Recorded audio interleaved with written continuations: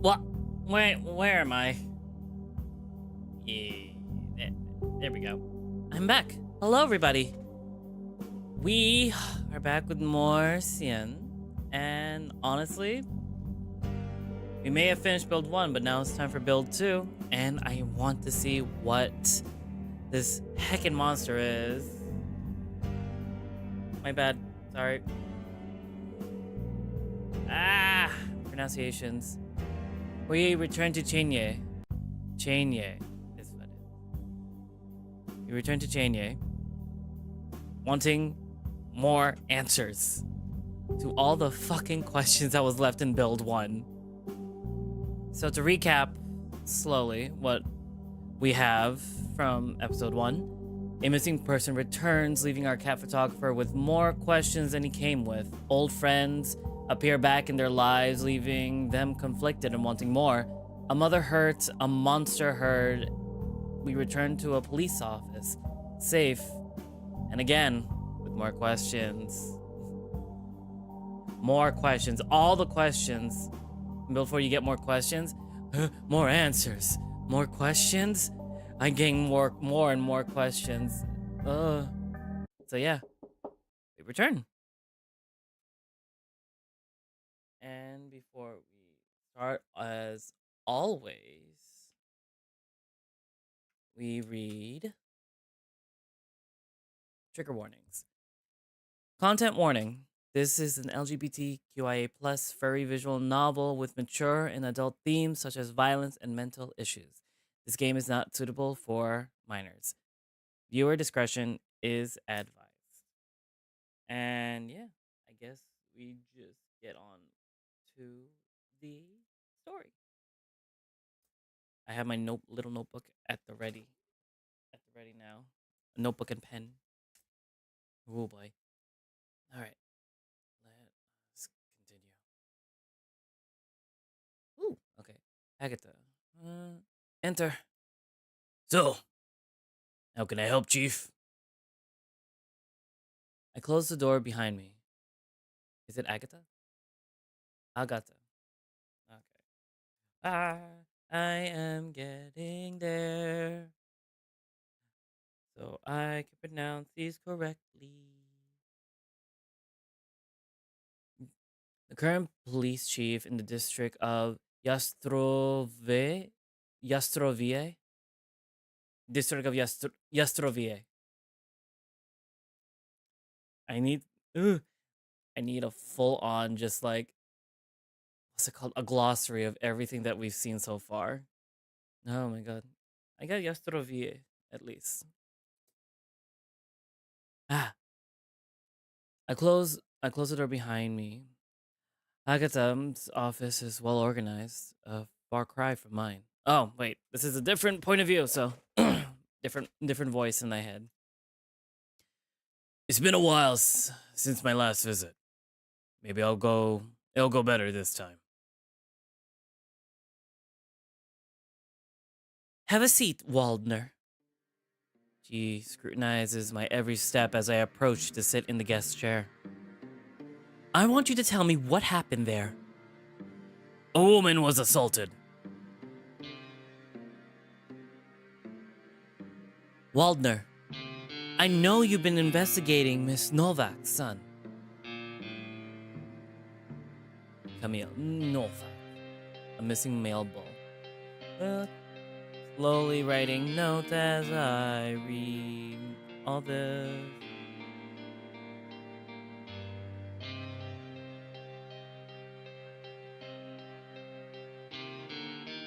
We are back into the detective's van again. Yes. That's not really a secret now, is it? Don't you start. I don't understand what you're angry about. I'm angry because you didn't notify the police when you spotted Camille. All of this could have been prevented. What? What would you have done? Arrest him? He is missing, but he's not a criminal. He wasn't then. Yes, that's true. But you should have gotten the hint that something was off the moment he came to Tom's house. Tomas. Tishko.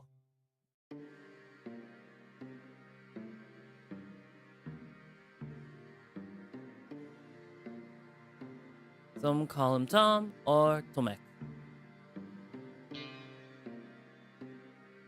Damn, Igor told her. I thought I could trust him with this. Why did he tell her?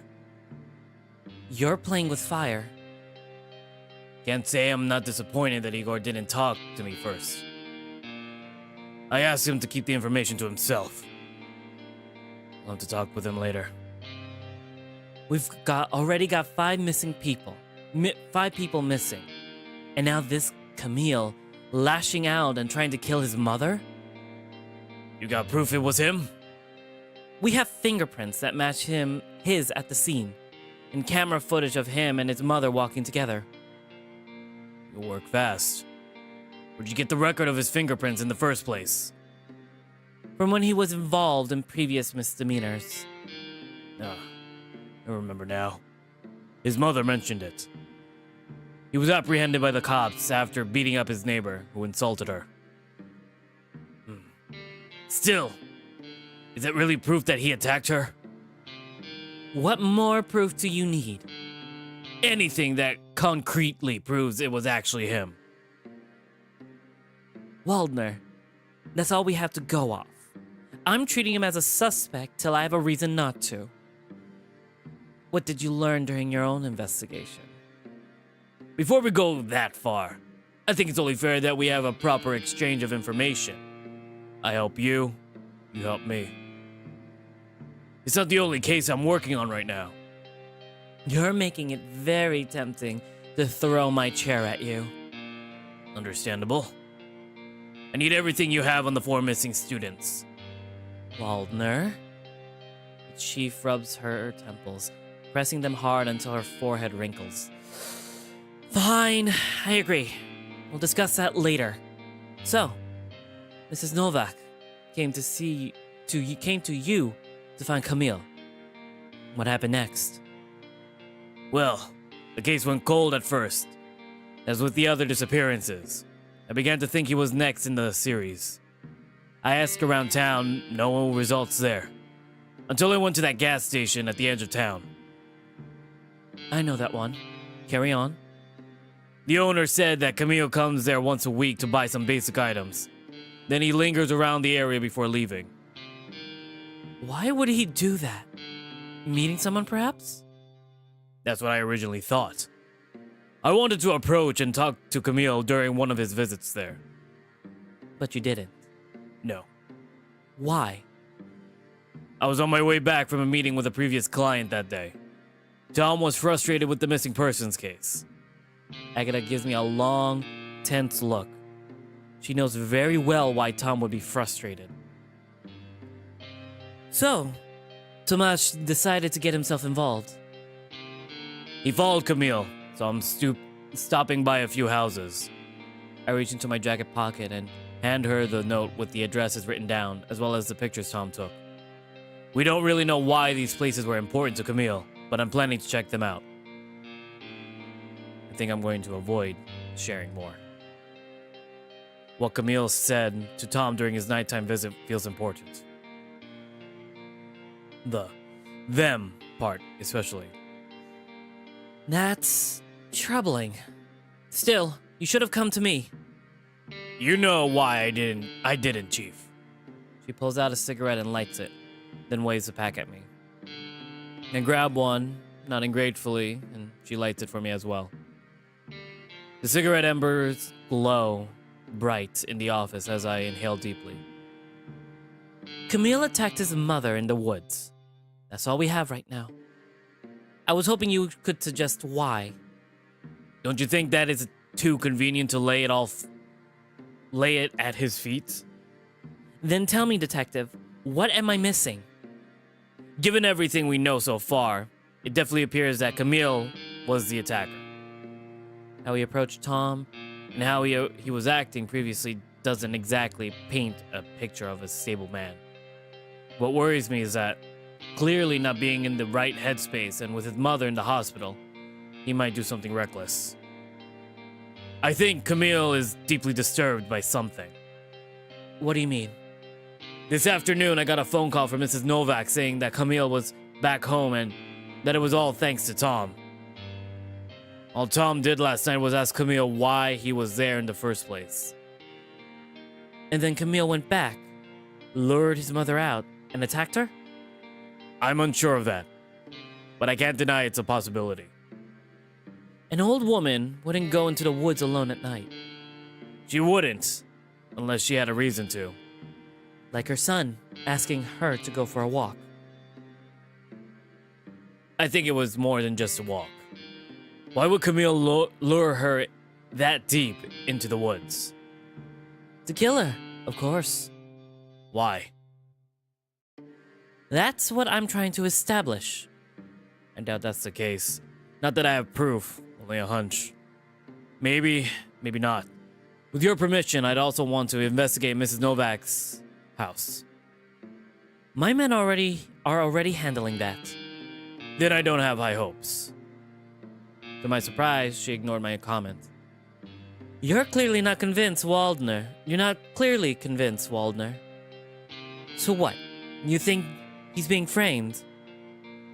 When I was on the phone with Tom after he found her, Tom mentioned someone prowling around.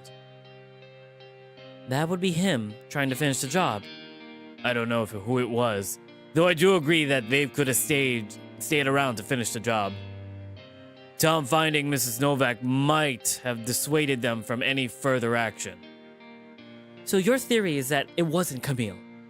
In that case, who would have attacked them? And most importantly, where is Camille now? I've no clue. Not yet. That's not enough. We're going to issue an arrest warrant for Camille. Chief, I don't think... If you find anything that proves his innocence, then we can talk about it. Or if his mother clears him of the charges. She nods to herself, taking another puff of her cigarette. You know what to do. Investigate the house and keep me informed. Igor and... Let's see if we can pronounce it. Boris? Yeah, got it. Officer Boris.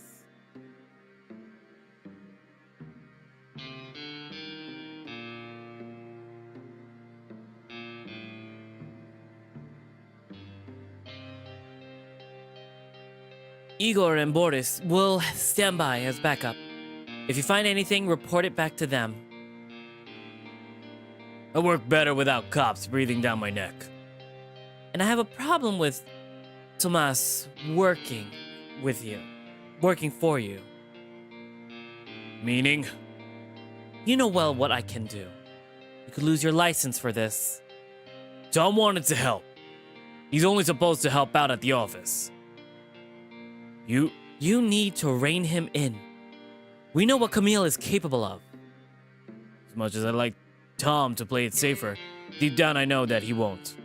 He tends to find trouble. A lot. I understand that.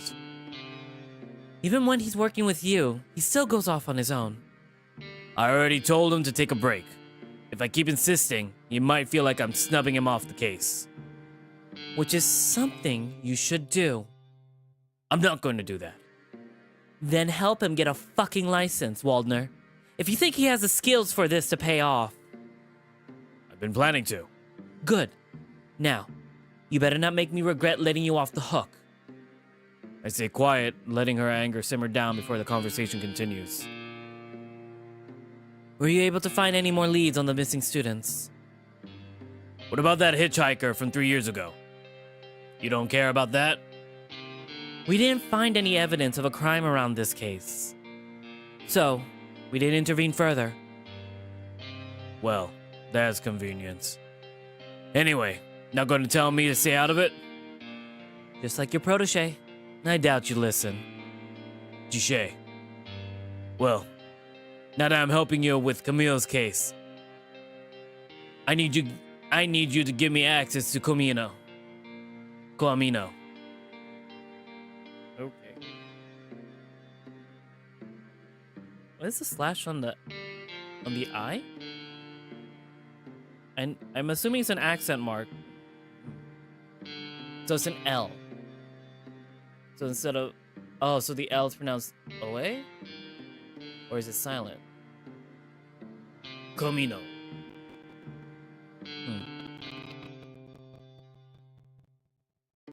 That's a big ask. I'm sure you could do it. The more helpful she thinks I am, the more helpful she'll be. It's a slash. It's a slash L. It makes the W sound in English. Oh. Wait.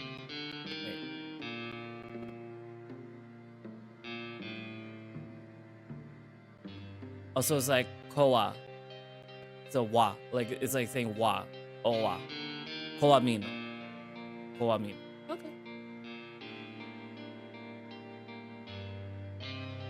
I could share something. Ewa? Eva.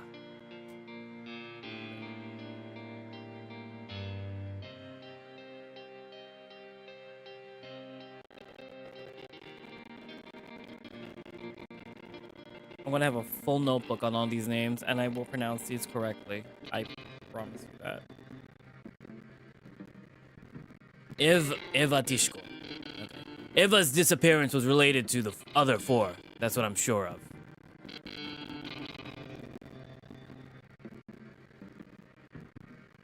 I think she found something, and someone didn't like what she found. Why wouldn't she share it with you? You work together. You think she's dead? I pause, taken aback by the question.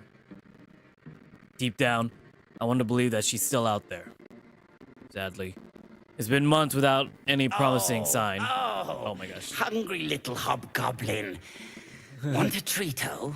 My apologies to the listeners. I forgot about the Bikubot, but thank you for the treat-o. I will now proceed to drink my fluids. Wow. Fluids!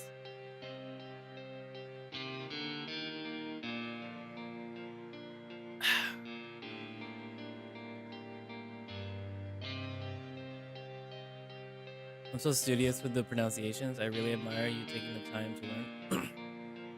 It's because, like, with other visual novels, like, I have I know I have a problem with pronunciations and reading certain words, which I'm grateful for the dyslexia text a lot, and I want to pronounce them correctly.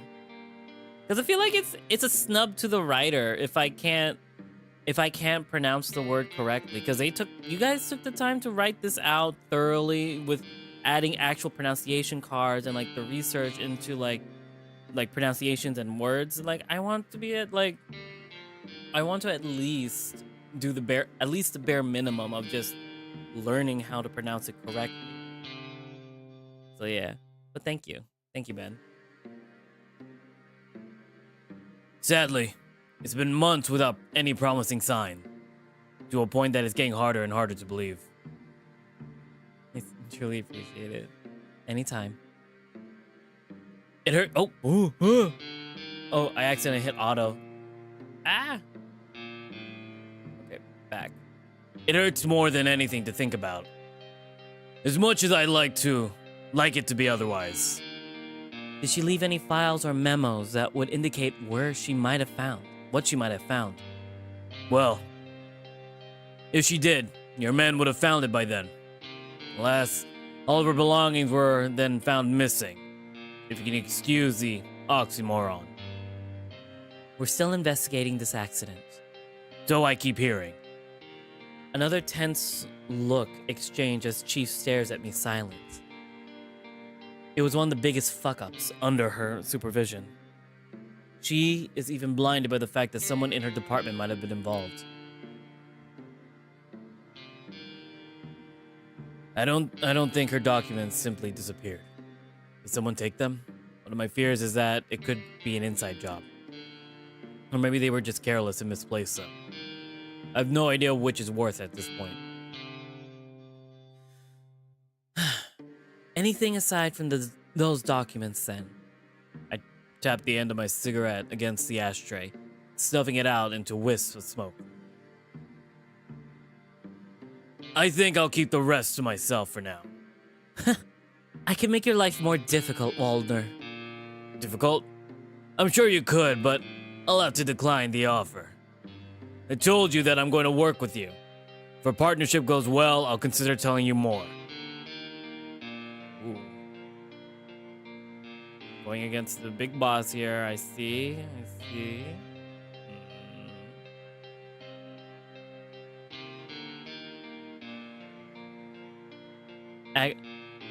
Agatha huffs audibly and stands up, clutching her waist. You can leave now. Very well. I give her a 2-finger salute as she flicks her wrist off at me in a shooting motion. Oh, okay. New word. Pierre Dolce.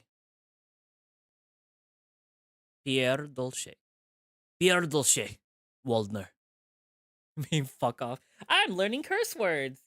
Yay! I get to learn a curse word and use it now. Thank you, writer. One best way to learn a language. Teach the person all the curses you can get. My goodness. Definitely writing this down.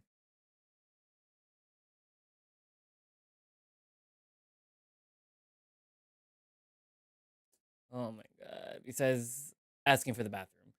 There's technically 3 important things I need to learn in a new language.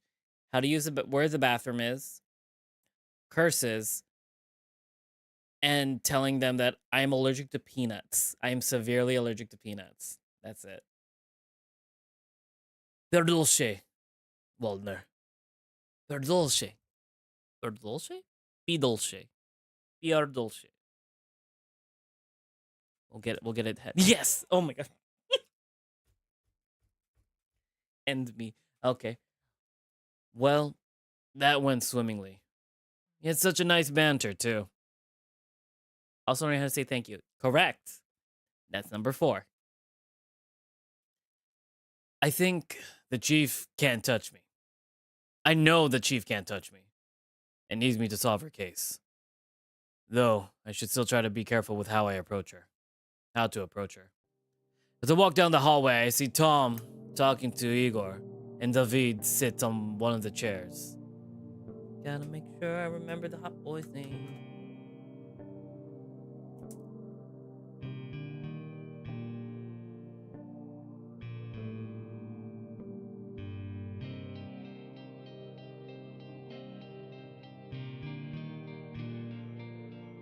Rotshild.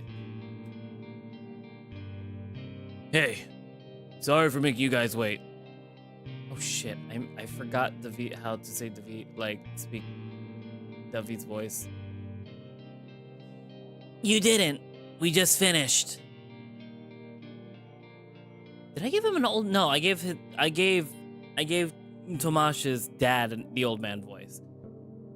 This cute little fellow over here. What should I do? Indeed. Indeed. We've learned everything we could here.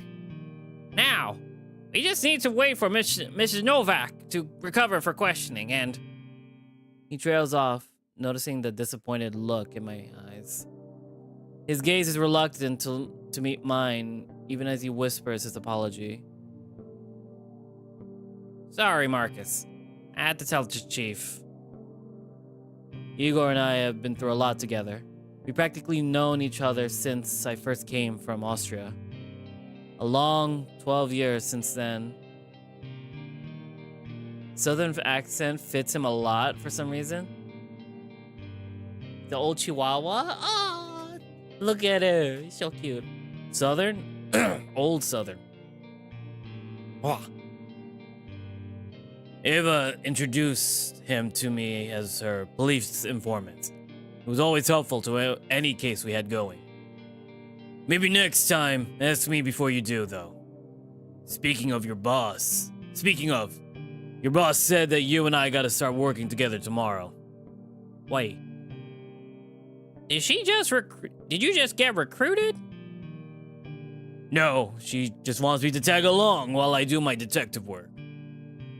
Just like old times, eh? I miss your stinking smoker's breath. I'll give you a call tomorrow. Drive safe. Bye. I noticed Tom staring right at me for a split second before he averts his gaze. Look at Tom. He's so cute. He's so shad. I love his piercing. Oh, he calls Iggy? He calls him Iggy? That's so cute. As Iggy starts to walk off, David lifts himself up from the chair and slowly walks up to us. Shit. What did I give him? What was the accent that I gave him? I completely forgot.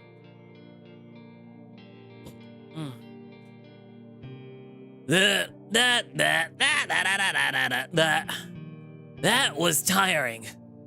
Right. Let's head off. I'll drive you guys home. Yes, please. Tom just nods and walks out without a word. David follows suit. I light my cigarette as we drive along the empty road. It must have been a very stressful experience for them both. Especially Tom. He's already been through a lot. Where to, David? Oh, right. My place is at... Spatsirova? Spatsirova. That's the place. So that gets the blue pen. Spatsirova. Yes.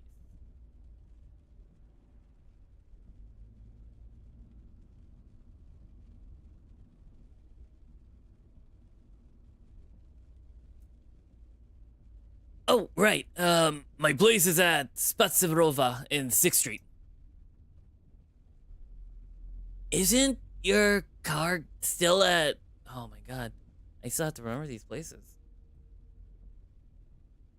Isn't your car still at Gruber Nievich? Niechvich? I will screenshot these places later. Well. Shit. Niet. I don't feel like driving right now. That's fine. I'll drop you off first. Thanks.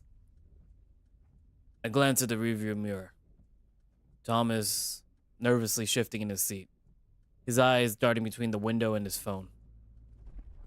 David, on the other hand, sits eyes frozen, except for his shaking knees. Not in the main build. Don't worry, one day. He's so cute. The officer's so cute, though. When I first found him, he was so anxious he could barely utter a single intelligible word. After calming down a little, he told me that Tom had rushed into the woods alone, leaving him behind. As for what actually happened, I'm still in the dark. Tom turns back to his phone and types something before I hear David typing as well. Hey, David. Yeah? His legs stop shaking as he looks at me. How are you doing? I'm not sure, to be honest. Definitely not great. I've been in scary situations before. But this one just takes the cake. Understand. Definitely not what I imagined my first day being back would look like. Yeah, I get that. Is the town still how you remember it? Kinda. The people feel different, though. How so? The town has a lot more going on. I don't know if that's good. Yeah, a lot has happened. How about your family? Did your reunion go okay? No, not yet. I mean, I only talked to Eliesh. Only talked to Eliesh.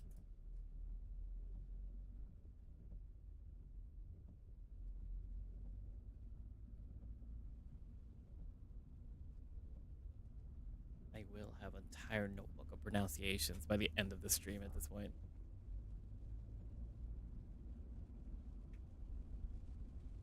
Does your dad know that you're back? Meh, I don't think he'd care. I see. Sorry for asking. Just curious. It's fine. It's nice to see you too. David turns to Tom, who's now staring out the window, his gaze empty and lifeless. Silence engulfs us. After a while, even the clickety-clack of their phone keypads had stopped, both of them now seeming preoccupied with their own thoughts. Every now and then, I cough lightly to distract myself from it. Here we are. Thanks for the ride, Mr. Waldner. No problem. You'll be alright from here? Yeah. He looks at Tom, who still doesn't acknowledge that we've stopped. I'll, talk to you soon. Take care, Tom. Sure. David frowns at Tom's indifferent response before closing the door and heading off. With that, I start driving to Tom's. Everything okay between you two? Who? Oh, David? I don't know. It's kinda hard to tell right now. That's fair. I thought I'd feel close to him again after our meeting. Instead, it almost felt like talking to a stranger. I think I get what you mean. Having no idea what happened between the two at the bar, I struggle to steer the conversation. Tom? Huh? Can you tell me exactly what happened? Right. He shifts in his seat again. I don't even know how to explain it. A long pause. It's fine, Tom. We can talk about it tomorrow. No. The sudden firmness of his tone catches me off guard. I half turn to him before my focus snaps back to the road. Sorry, this is something important I had to point out. Alright. After I ran into the forest, it felt different. Pins and needles on my foot. Oh my goodness. Ah! Give me a second. Oh my god.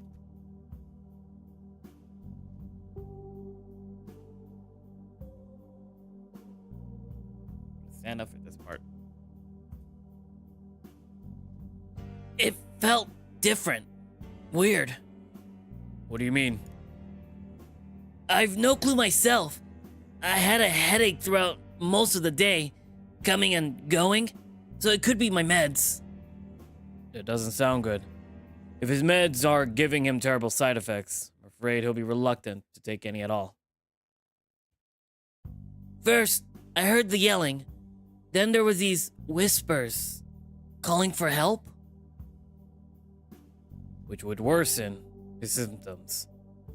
Whispers. I don't think I understand. Yeah, me either. Me neither. It was coming from all directions. It was hard to tell. The voices kind of sounded like a woman. Maybe like Mrs. Novak. Could it be the attacker's voice? Why would they call for help? The stuff Tom is saying about the whispers doesn't sound all that believable. Although, Tom would never lie about such things. He must have just imagined it due to stress, or... Don't you think the voices you heard could just be your... I just told you! I've been taking my meds. Well, were you two drinking? What? I asked if... No! I heard you just fine. We had not been drinking. You think I was drunk? I mean, maybe you mixed something with your meds? I'm not stupid, Marcus. That's not what I'm saying. You know what? I'm fucking tired of this. Great. I really handled that well. I guess we're both exhausted from the ordeal. Tom, I'm sorry. You know I didn't mean it that way. It's fine. Sorry too, for snapping at you like that. I'm just pissed off because the cops asked the same fucking thing. I told them I found Mrs. Novak and heard rustling noises in the bushes. Before Mrs. Novak passed out, she mentioned Camille. What did she say? I asked her if Camille heard her. She said no. The cops are pretty sure it was him. But... I know. But they think it was Camille who was walking around. I definitely heard someone nearby, but I don't know who it was. I called Camille out. Nobody responded. Yet I kept hearing the sounds. A part of me wanted to check out the noise. Another part of me resisted. It felt strange. Like I shouldn't. So I didn't. I understand. It was a risky situation, and I'm glad you stayed behind. Yeah. And that's all of it. You then found me shortly after. I see. Those headaches don't sound good. You need to discuss your prescriptions with your psychiatrist. I'll give you a ride for your appointment. Just give me a call. Okay. Still, we got more important things to focus on. Like what happened to Camille. Fuck. Now I have to break it to him. Tom, about that. I think after today, you should take it easy for a little while. I don't need to take it easy. I'm fine. Listen, Tom. You're clearly not in the right headspace for this. Just spend some time with your friends. Focus on the little shop. It's safer that way. Yeah, I doubt that. Huh? Nothing. Tom keeps silent for a while, his expression showing a deep consternation. Concentration? Deep concern? You're not trying to get rid of me, are you? No, of course not. You're a bright kid. I could definitely use your help. It's just, sometimes you gotta know when enough is enough. He squints his eyes in a grimace before he eventually relents and his muscles uncoil. Ugh. Fine. Maybe you're right. But you will keep me updated. Sure thing, bud. Just chillax. Ugh. I won't sense chillax anymore. Oh, darn. I've definitely missed that train then. Yep. Very well. You surely know your millennial slangs better than I do. Shit. Millennial slangs? Fuck. That hits. Man. A millennial slang? Oh my god. What year is this? I let out a chuckle in an attempt to brighten the mood. After a moment or two, Tom smiles back at me. We reach his house shortly after. The light in Tom's living room is still on. Carol must be awake. Tom notices it too, sitting with his chin tucked to his chest, his hand clutching the door handle but not twisting it, as if he's trying to stall as long as he can. Do you want me to go with you and explain things? Nah, don't worry. I can handle my dad. He says it in a reassuring tone, but with a too quick smile. Will you be okay? With that? Yeah, of course. I mean, it's not like I'm not used to it by now. No, I mean, overall. Oh, yeah. Don't worry about it. He sighs and readies himself to leave. I don't know if I should tell you this, since it might get to your head. Tell me what? You did good today. You're such a good boy. Who's your good boy? Me? It was nothing, really. I give his shoulder a firm squeeze. Tom reciprocates with a nod of understanding. Give him head pats. Just pat him on the head.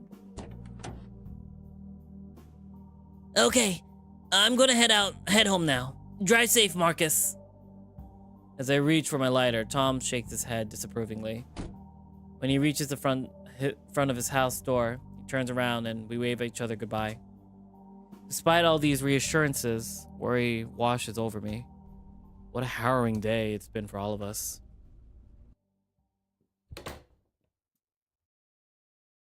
Take a sip of my drink to lubricate the throat.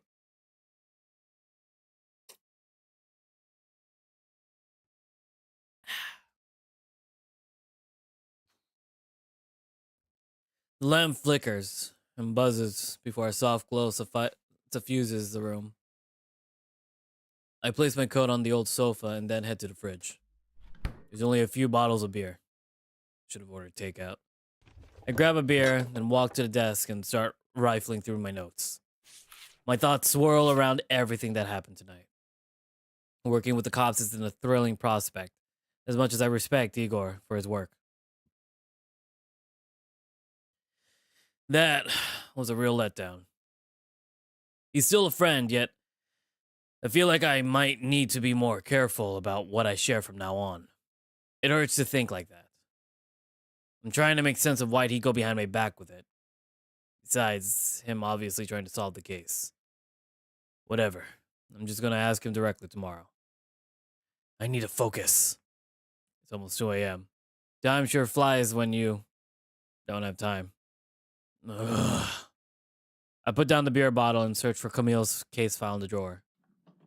I tried to find everything we had on that is related to him and his mother.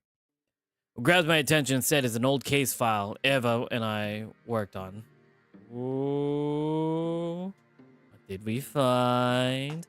Our first case together. Without thinking, I take the file. Eva was always so stubborn. She and Tom have that in common. A light chuckle escapes my mouth when I take out one of our first pictures together, just after she hired me. Look at him! He's so cute! Moving to Poland was the best, yet the worst day of my life. A photo with the great Austrian detective, she said. Great detective. Can I click on this? No, I can't. I take another sip of beer, then another. The text on the picture says, "Welcome to your new home." Aww. If only she knew that she got the worst one. Is that blood? What is mixed on this photo? I'm assuming it's dust.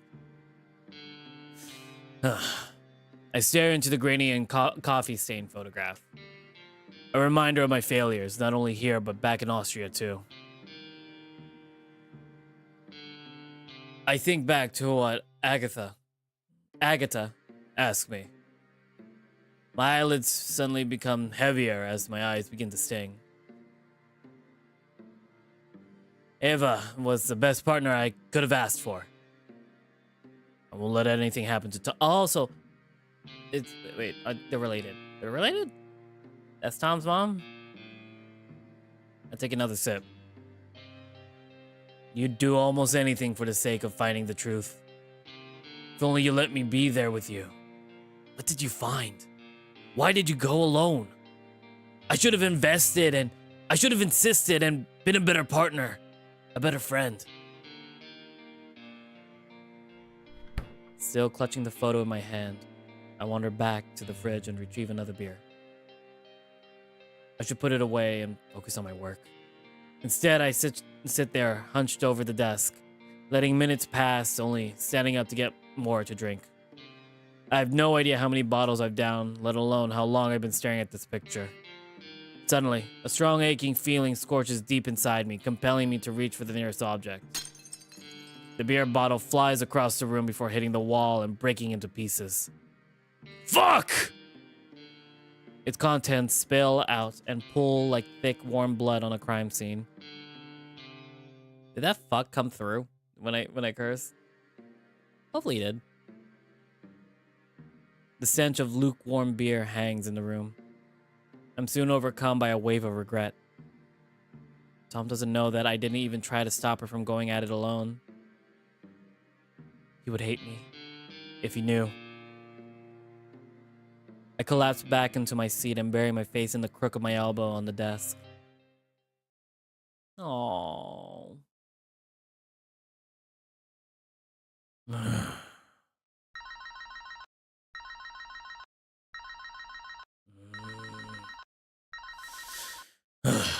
I get up from my hunched sleeping posture and straighten up my spine. My back joints make an audible crack as I do, so maybe I'm not all that different from Igor. I try to loosen up the tension around my neck and arms before remembering the office phone's ringing. Diosko and Waldner Detective Agency.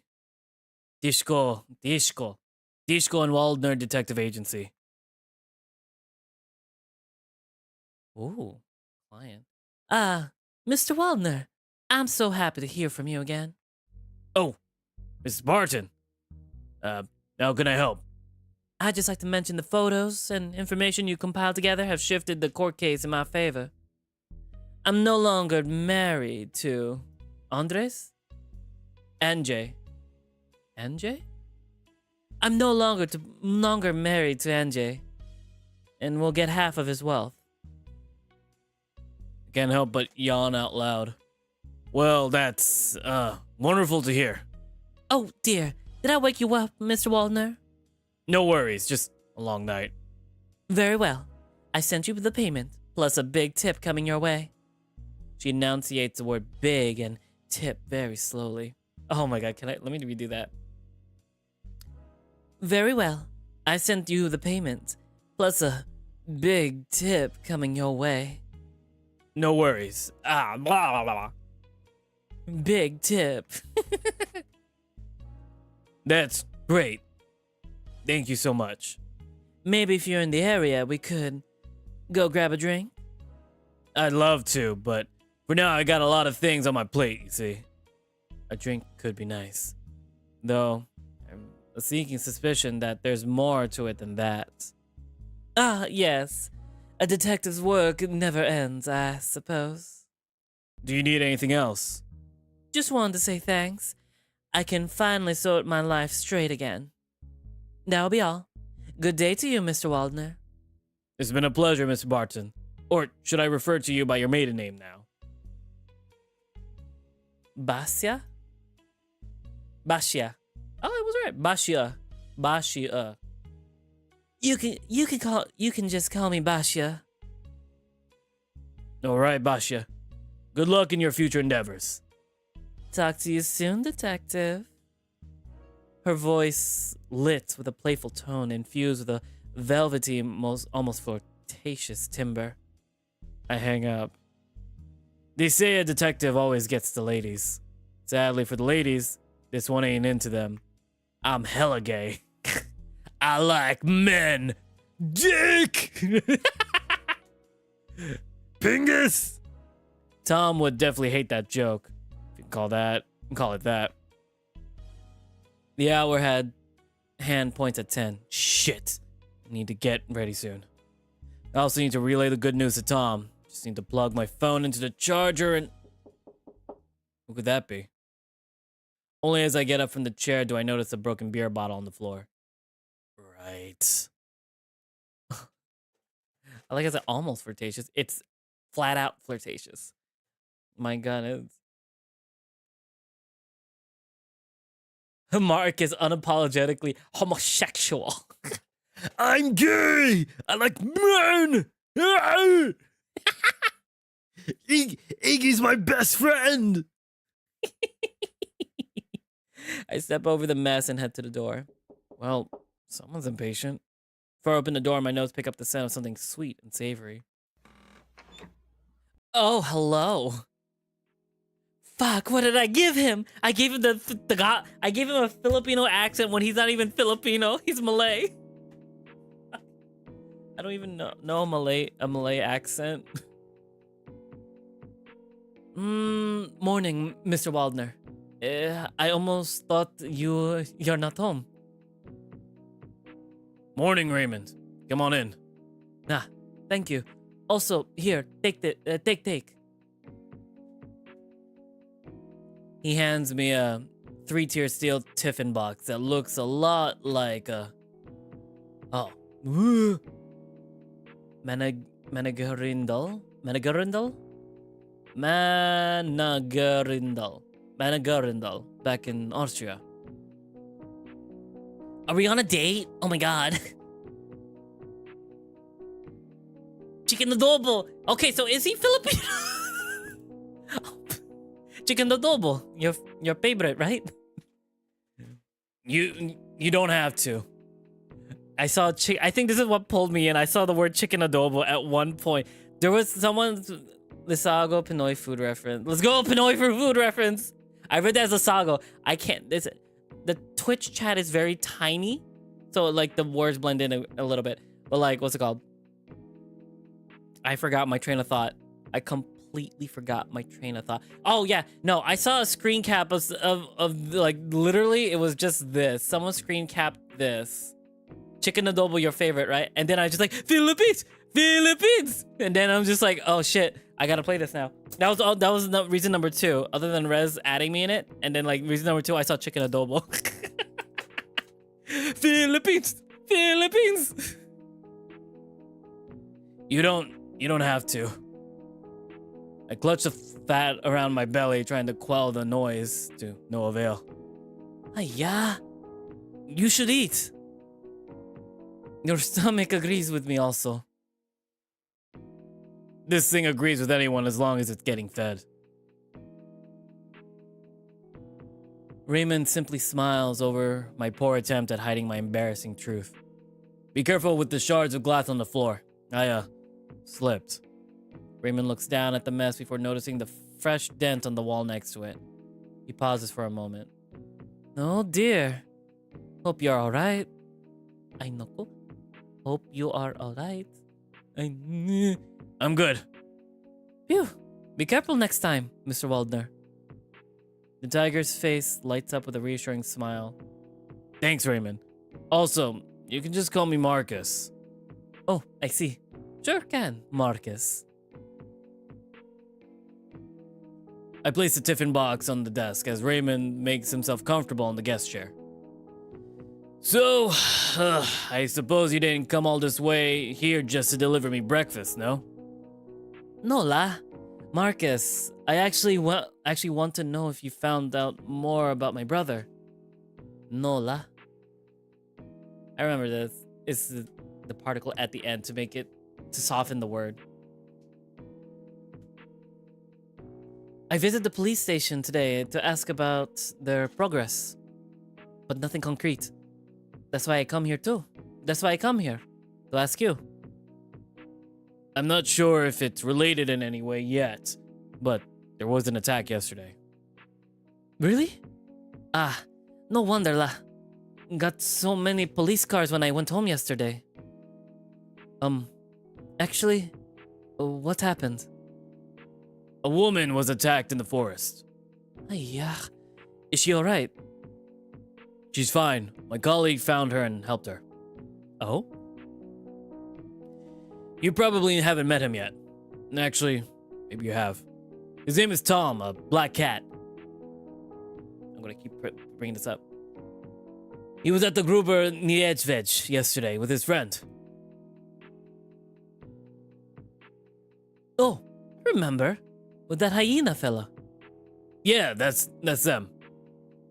I see. The two of them were very rowdy, I tell you. Huh. I wonder what those two had been doing at the bar. So, about my brother. Got people still... Oh shit, I wrote this down. Coamino. Got people still living in Coamino. Coamino. Maybe they did see my brother and his friends? Not since the Soviets left. That town's completely abandoned. Still waiting for a written permission to investigate Coamino and myself. Why it takes so long? Well, first of all, the place is under ownership dispute between two parties. Secondly, the buildings in the area are unstable and dangerous to go in. Oh, I see. The police did a search and rescue team to look for them in Coamino. Found no trace of them, though. As far as the evidence goes, there's nothing to link your brother and his friends to that area. Neither the car nor any of their belongings were found there. See? That's why I'm asking for your help. I need to confirm whether they did leave town or not. Two different witnesses claim they saw the group simply leave town. Then, where did he go? He and his friends never came back to the university. It's been almost a year now, and nobody knows anything. Raymond crosses his arms and huffs audibly. I sense his pent-up frustration. I know, sadly. That's not the only difficult case the town has to deal with. Well, I feel sorry for Raymond. There's only so much I can do, especially with the witnesses claiming they remember the group leaving. Marcus, you think this town got a lot of Sial? policial? What's that? You know, sue,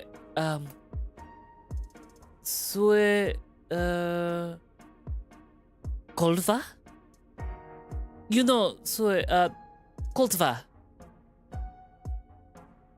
Well, I don't believe in things like that, so I'm not the best person to ask.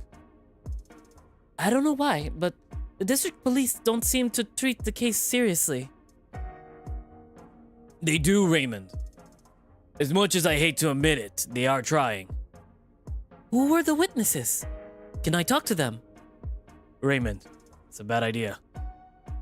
Maybe they were lying. The witnesses?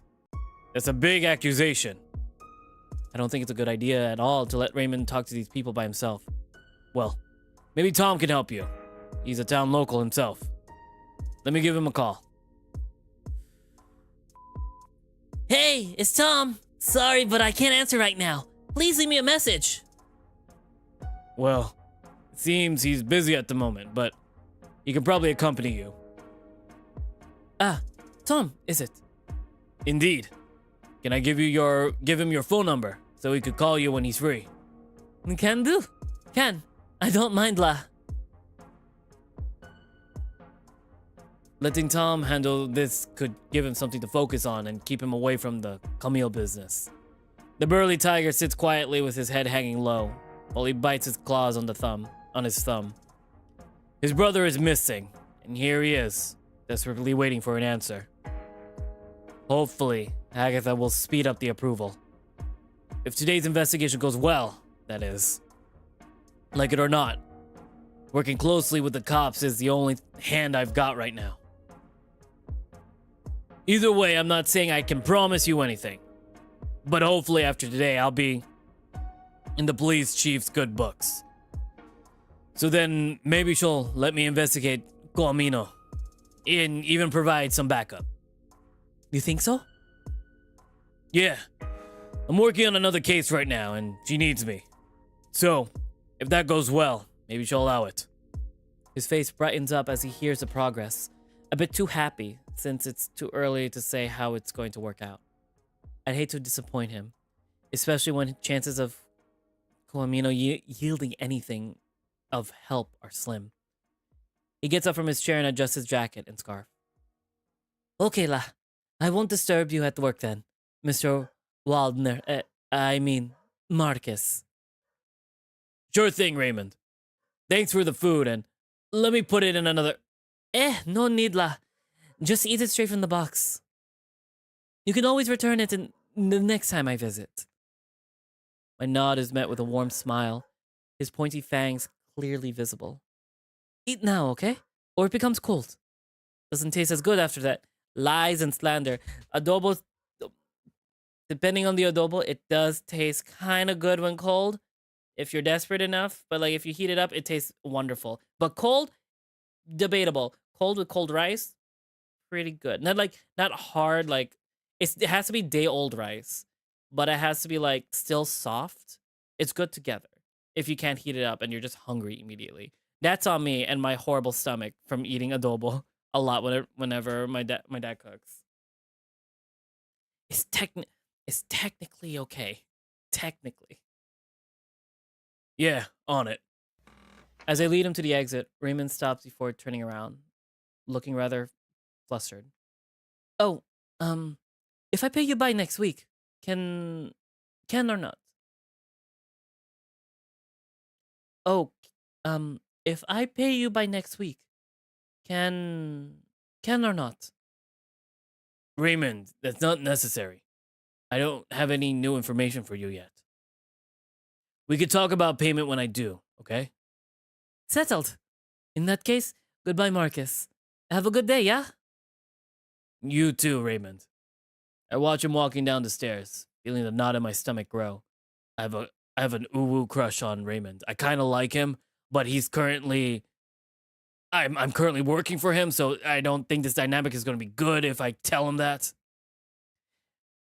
The investigation doesn't point to any major leads. Still, I should try to keep my fingers crossed. Maybe those addresses will give anything, really.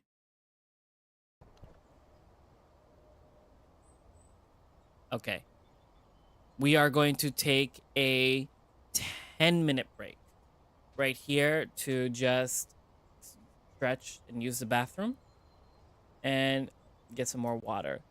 In the meantime, everyone, you should stand up, stretch, and get some water yourselves because we'll be right back after 10 minutes. All right? Everyone, let's go. Stand up. We'll be back in 10 minutes. Let me save real quick so we can play some music in the background. Main menu, yes. We'll be right back. BRB. Woo, woo, woo, woo, woo, woo, woo, woo, woo, woo.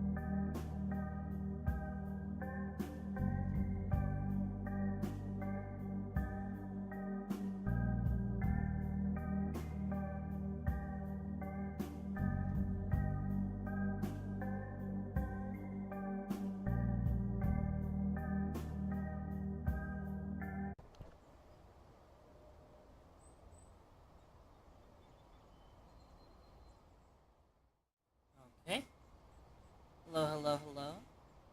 Hope everyone had a wonderful break.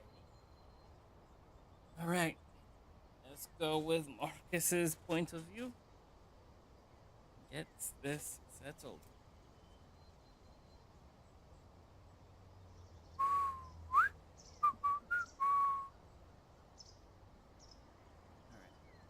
Yee. I take out my phone to call Igor. Hey, Igor, where are you? Might be running late. Boris isn't here yet. Fine. Ugh. Heading to Krupka 16. Just get there when you can. Krutka.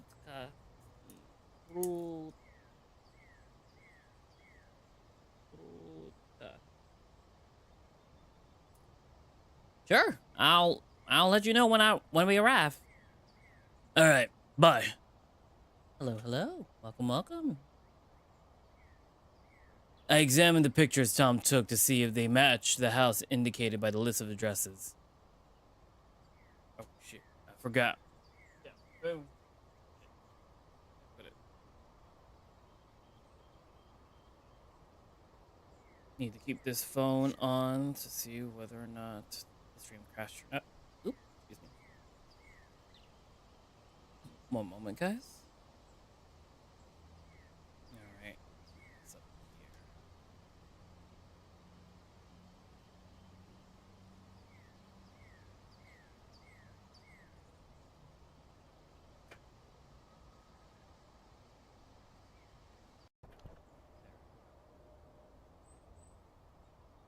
here? Yeah, there we go. I can see.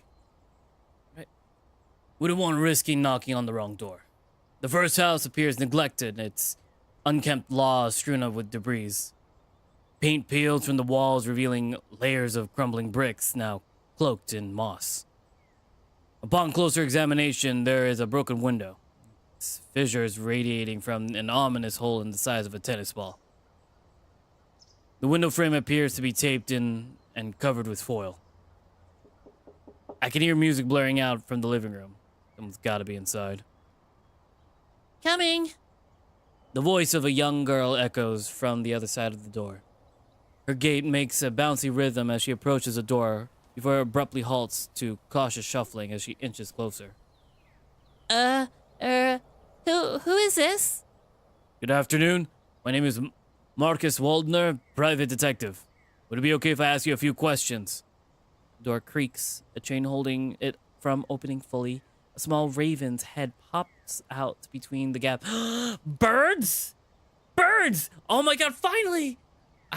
We have birds in here. We have finally some birds in a visual novel. I only have like three visual novels that has birds in it. I'm so happy. What a cute girl voice. Thank you. The girl looks like she's about to enter middle school.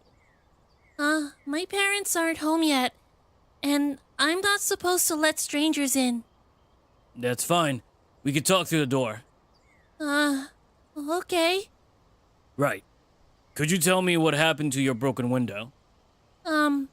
Someone threw a rock a few days ago. It scared me and Mom. Dad called the police, but the thrower was gone. Might be a good idea to ask Igor about that later. I'll jot this down. I take out a picture of Camille and show it to her. Do you by any chance recognize this man? Nuh-uh. Okay. When will your parents be back?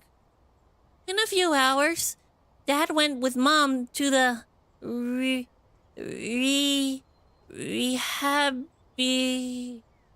Rehabilitation? Yeah, he had an accident. What kind of accident? I don't know. Mom said Dad drove into a tree. I'm sorry to hear that.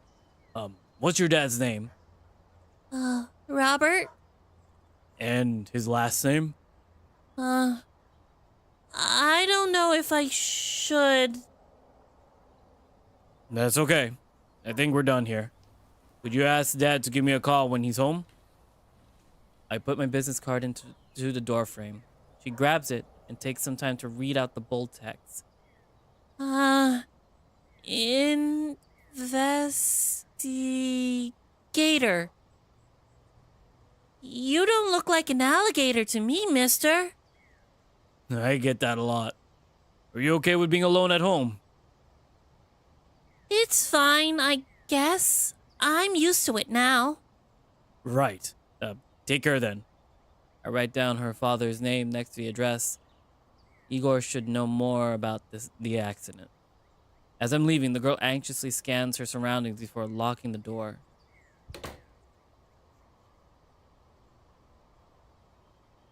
On to the next house. As I finish writing my notes, an unsettling sensation grips me. I pivot my gaze to every shadowy nook around me. The rustling of leaves and the chill wind is the only sound in the otherwise silent street. The idea of being trailed now would be oddly convenient. It means a person of interest is somewhere nearby. Failing to spot any pursuer, however, I forge ahead. Trying to shake off the lingering presence. But even upon reaching the next house, the creeping feeling still persists. I casually glance over my shoulder. I don't see anyone. I'm letting the stress get to me, too. Turning back, I examine the building. A few unopened boxes clutter the area, some stacked haphazardly against the wall. Furniture packaging lie untouched outside as if waiting to be unwrapped. Did someone just move in? The house itself is a stark contrast from the previous one. The walls that seem freshly painted. The whole place seems to be neat and clean. Nothing really sticks out. Two voices whisper from within the house. My ears twitch as I lean closer. I was expecting to hear footsteps towards the door. Instead, I hear shuffling right behind it. Realizing they're probably already looking through the peephole, I speak up. Good afternoon. I'm Marcus Waldner, private detective. I was hoping to ask you a few questions. The atmosphere goes silent for a few seconds as I hear a set of footsteps running upstairs. At last, a middle-aged hare opens the door, wearing an iron polo shirt tucked neatly in his khaki trousers. Oh, a detective! How exciting! My name is... Fuck! Shit. Orex too? My name is Orex too, by the way. He extends his arm and we shake hands. My wife loves a good detective movie. I'm sure she'd be happy to meet you too. But maybe now's not the time, I'm afraid. Surprising jovial behavior makes me lose my train of thoughts for a moment. Are you alright? I'm fine.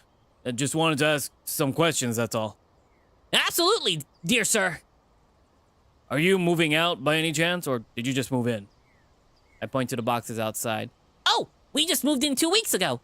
The house is still a mess. Sorry about that. He leans against the doorframe, rubbing the back of his neck. I see. Right. Have you seen this man before? I show him a picture of Camille. His previously nonchalant demeanor disappears as his posture becomes more tense. Contorted eyebrows on his expression are noticeable enough that I expect him to say yes. No, sorry. Never seen him before. Who is he actually? He smiles again, his hand now tucked in his trouser pockets. Well, that's why I came here.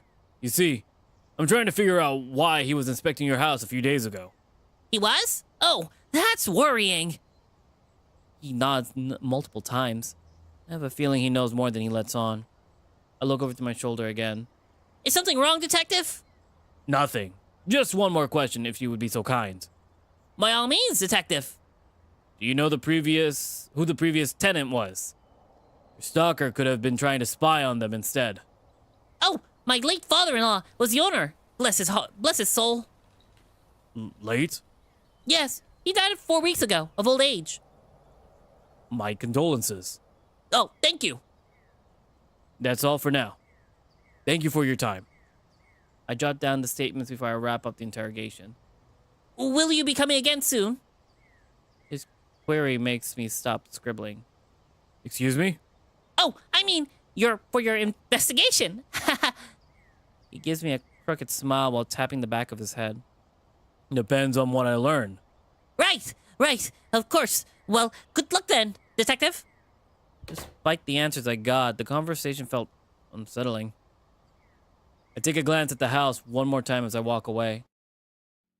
Upstairs in the bedroom window, a woman draped in a flowering lavender nightgown stands, her gaze fixed on me.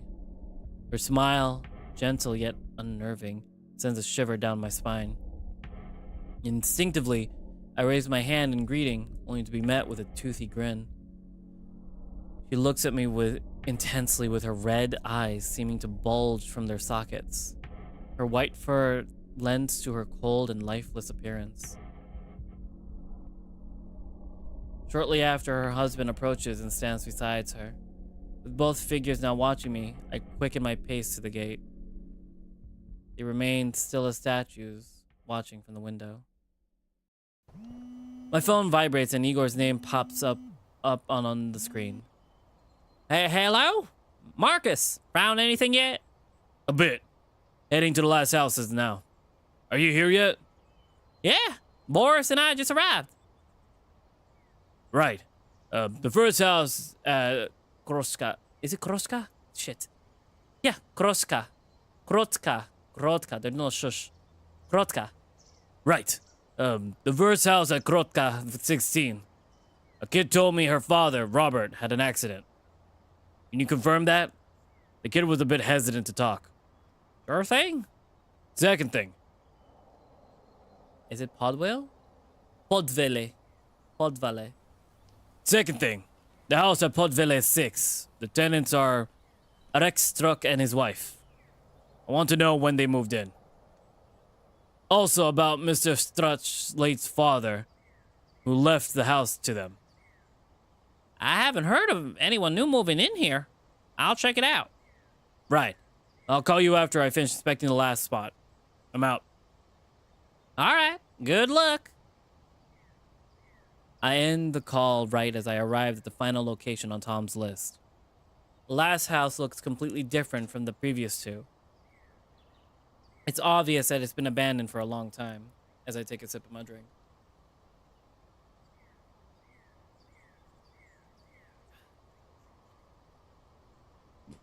Ooh, excuse me. Some of the windows are boarded up. There is graffiti on the wall and a broken beer bottles littered everywhere.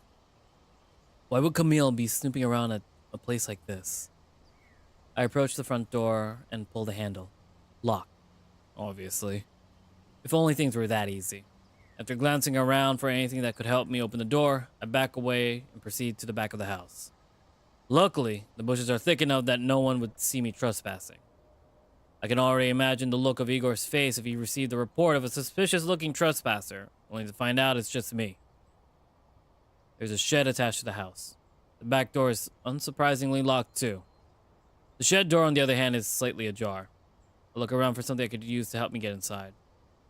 There's nothing interesting there at a first glance, except fresh, thick splashes of red and black paint stain the floor, mixed with traces of white. Or, so I initially thought, though something about it feels unsettling. I kneel down and dab my fingers into the peculiar substance and take a cautious whiff. The smell of paint is strong, but there is a slight scent of something else. Blood. There's some dried blood here, even with all the paint around. Did someone try to mask their tracks recently? I take a picture of the stain with my phone next to us. Next, I pull out a small plastic bag to collect a sample. While I'm sure the police will gather the evidence themselves later, I can't be too cautious. The trail of paint stretches to the door leading into the house. As I try to pry the door open, it gives in with ease. Someone must have already broken in. Oh my god. Ooh, we're getting in there. Well, at least now I won't have to lie about it.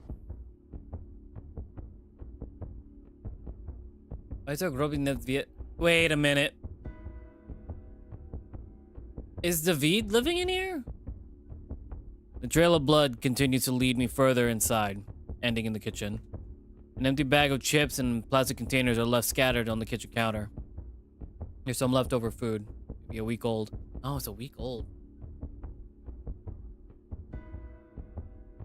Oh, interestingly, some of the food packages are... Always have to look. Interestingly, some of the food packages are from Gruber Niedved. Someone ordered there? Or was it delivered here? I can't find any receipt, but I know just the right person to ask. Raymond. But that can wait. Stepping away from the counter, I head further in. I spot more blood leading me upstairs. I lift the back of my jacket and pull out my gun, flipping the safety catch off, hoping it won't be needed. I tiptoe lightly up the steps, but the old stairs just won't shut up. As the steps creak, I stop, waiting for any movement or noise. If that doesn't happen, I keep treading. This is reckless. Maybe I should call for backup. Yet, a quick glance upstairs won't hurt. As I walk through the corridor, the rooms appear to be empty except one, which is where the dried blood drops end. I approach it and peek inside. No one's here. The room itself looks cleaner than the rest of the house. In one corner, there are several plastic bottles half filled with water. Nearby is an old mattress with fresh but bloody blankets and used bandages. Someone was here recently, and they seem to have been in a pretty rough shape. Meanwhile, an old-looking backpack with a pair of binoculars sit next to the window. From this vantage point, you can easily keep an eye on the other two houses. But why would someone do that? I flip the safety back on and put my gun away. I check the backpack to see what's inside. Just some papers with sketches of the forest, with faces on the trees. It'd be nice, a nice piece of art, if the faces weren't so creepy looking. I flip the bag upside down, spilling the rest of its contents. I spot something I wish I didn't. What the? Scattered on the floors are photos of Tom, taken at different places and at different times. Tom doesn't seem aware that he's being photographed. I spot something on the back of every picture. There are words written all over. He sees them. They see him too. They know him. Does he know them too? Over and over. The phone call startles me and I almost drop the pictures. Hello? Marcus, are you okay? You've gone silent. Are you worried about me, old dog? Don't flatter yourself. Did you find anything? I gaze at the pictures in my hand. Yes, plenty. There are bloodstains in the house, and the door through the shed has been forced open. Someone definitely paid a visit. I'll call my team to collect the evidence. Just try not to leave your fingerprints all over the place. Okay, I'll wait for you outside. I end the call and tuck Tom's pictures into the inner pocket of my jacket. Had Camille been following Tom long before we realized he was in town? And did he write those messages on the back? This is becoming more concerning. I need to find Camille quickly and warn Tom. I check the room once more, just in case I missed something. It doesn't seem like I did. Looking out the window, I see Igor and his partner parking their car outside. Nothing left for me to do except talk to them. Oh, hello. I'm sorry. Fuck. Big man. My weakness. My only weakness. A big man with a big belly. All right. The rest of the team is coming. The chief had been informed too. She wants to meet up with you. What for? Can't you give her the report? I suppose she will read our report and cross-check it with what you tell her. Can we hurry this up? The board yawns, scratching the back of his neck. Marcus, you met my partner before. Seen him in passing, nothing more. Yeah. Anyways, let's wrap this up. Enough amateur meddling. I give Igor a look. He shrugs. Right. You've still got work to do. Can't say I'm a big fan of this guy. The police searching for the missing people have his attitude. It's no wonder they still haven't found any. Hey, don't give me that look. Right. Anyway, Igor, can we talk in private? Boris looks up and yawns loudly again. You ladies be my guest. I'm going to make sure the detective here didn't mess anything up. Officer? Boris starts walking inside, almost colliding his shoulder with mine. I sidestep and walk closer to Igor. I know that look.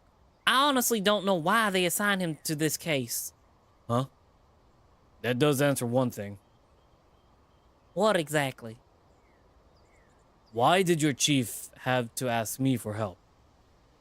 Igor nods, though I see the annoyance in his eyes. Marcus, I'm gonna be blunt. Well, that saves me the trouble of asking about it.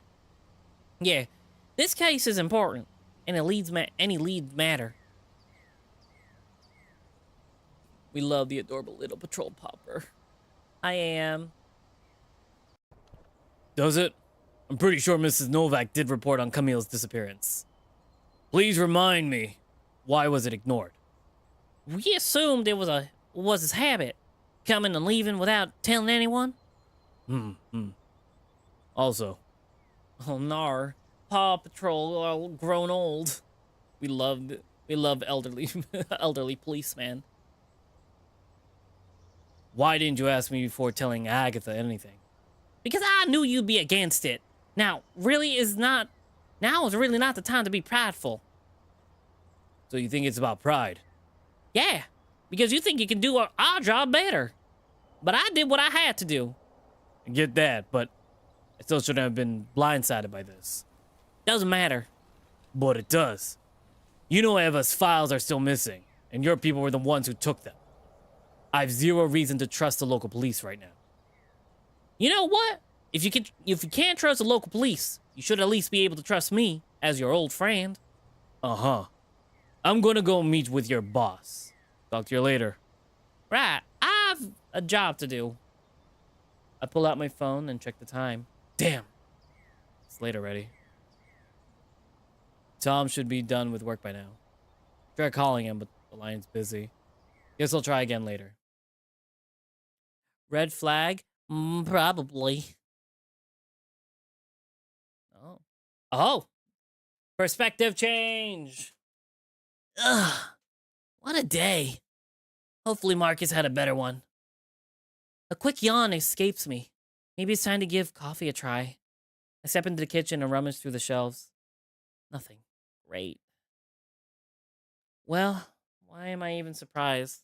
One moment. This loose thread on my sock is bothering me. Honestly, guys, like, wearing compression socks is so helpful, especially when sitting. It's not just for standing, guys. If you're sitting all day on a chair, wear compression socks. It helps with the blood circulation. Well, why am I even surprised? I grab a glass of water instead. Dad? Huh. Where could he be? His room is empty. Guess he's not home right now. As I'm about to leave, I spot his phone lying on a shelf next to his bed. Well, that's odd. Dad, are you home? I pick up his phone. What's his pin? Let's try Mom's birthday. No. How about mine? Okay, that unlocks it. Oh, poor Dad. Huh. Never realized he's been using this picture as a screen background. Well, I glance through his messages. There's one from today. Something about a meeting. I wonder what that's about. I set his phone down and leave his room. My eyes start to get heavy. Another yawn overcomes me. A short nap wouldn't hurt. I make my way to the room, dropping my things to the floor. Once inside, I down some pills from the lower drawer and lie down in bed. Just an hour nap is all I'm asking for. Then I'll get ready to meet up with Otto. After what happened yesterday, I barely slept. Struggling with my own emotions, obsessive thoughts, and strange nightmares. I just couldn't. I can't explain what even happened in the forest. Just thinking about it gives me an awful headache. Feels like I can still hear the whispering. All I need to do is not dwell on it, right? I turn my back to the window and close my eyes.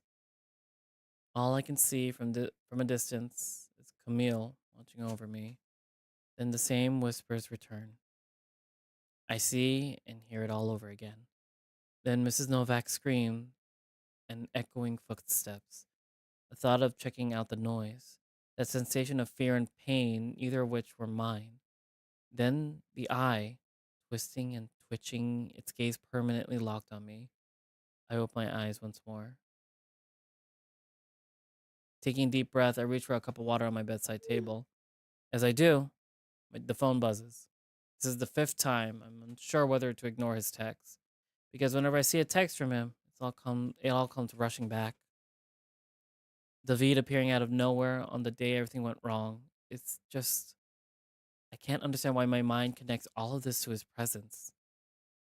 It's not something that I can sort out right now anyway. My hand hovers over the phone as I try to decide if I want to even bother with this right now. Yet I don't want to leave him hanging. Ooh. Honestly, I feel bad for ignoring David. I mean, like, I don't know. It's how, like, the character's been acting. I feel like after 5 notifications, he would respond at least once. Yeah, you know what? We're gonna respond. Tom, please, we need to talk about what happened. Don't ignore me now.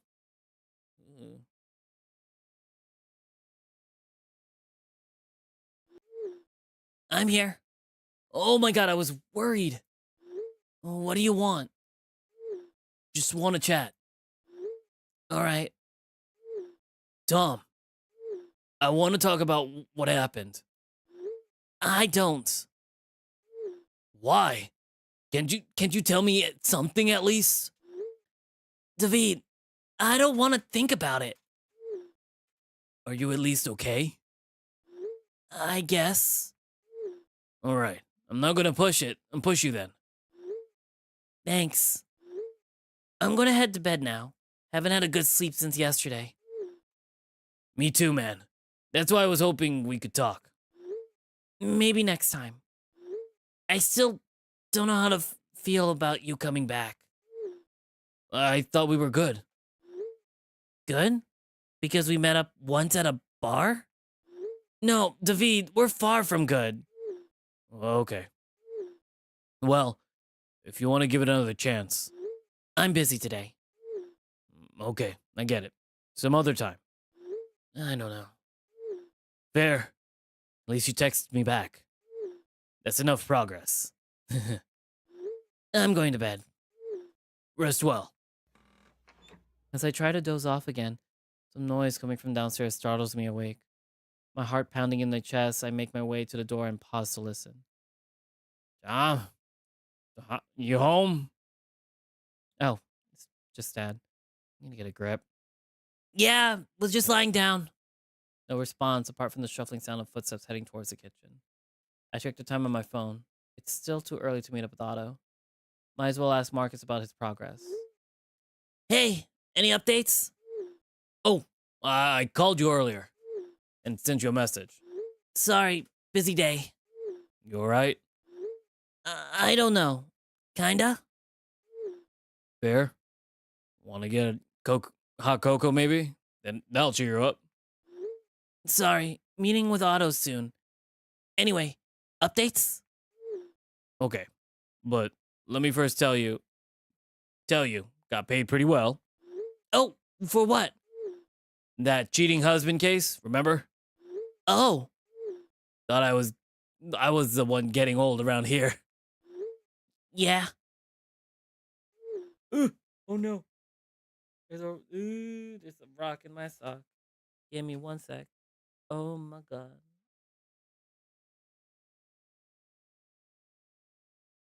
My god, that isn't annoying. Oh, it's rice. God, hard rice. Worry not. I'm here to remind you. So, how much was it? 2,000? Zuta. Akin to $1. 2,000 Zuta. Oh, I mean, not bad. Good payment. Well, that's not bad. No, that 2 grand is just your share. We got paid 5 grand in total. What? You're joking, because if so, I'm gonna maul you. I'm not. It was a job well done. Our client was really happy. Alright, that's some good news for once. Should I come over? I exhale a deep relief, stroking down my chest. It's a lot of money. I can't stop the tip of my lip from curling into a slight smile. At last, I can settle these fucking bills and maybe even cancel that meeting with Jacob. At the police station now. I might be here for a while. And she's tried and such hope to get in your pants, my good dude. She tried. She really did. Tomorrow then, Marcus. So about the case. Found anything? Not sure where to start. You told me you're gonna keep me informed. I did. I'm just worried. Don't be. I can take care of myself. Marcus takes his time to reply. I guess he knows how shaken I am by the whole thing. Yet, I just can't let the anxiety win over me. This isn't just about Camille. Whatever is going on, I'm sure it will lead me to the truth about what happened to Mom. Given what the townspeople think of Dad and how he acts when he's drunk, who knows what could have really happened in those last few months while I was in Warsaw. A part of me hopes that she was simply tired of him and left, and is happy somewhere. It wouldn't even matter that she doesn't talk to me anymore. Fine. Investigate the houses. One of them was abandoned. Found evidence someone broke in and stayed there recently. There was an empty food container from Gruber Niedźwiedź. I was wondering if someone was stupid enough to have it delivered there. So, remember the food delivery app I installed on your phone? Yeah? You could check all the places that offer food delivery in your area. Gruber Niedźwiedź isn't listed. Oh, Eliash worked as a delivery guy on that app. you sure? Positive. Unless they've added it recently. You can check. Will do. Did you find out who was staying at the abandoned house? Not necessarily, but there was blood in the shed. Someone was wounded. Whose blood was it? I have my suspicion. I think it was Camille. Because I found some photos I think he took. What photos? Of you. There was pictures of you, Tom. What? You're joking. I'm serious. When was the last time you went to Shishkalna Street? Shishkalna Street.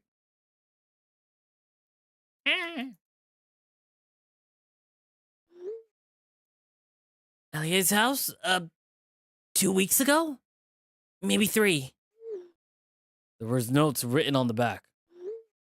What was it? He sees them.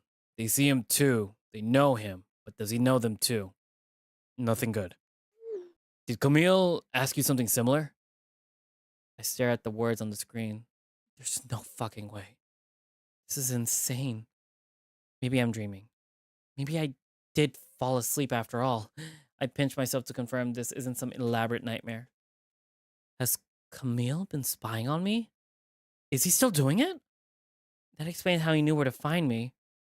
I cautiously peer out the window in case someone is out there watching.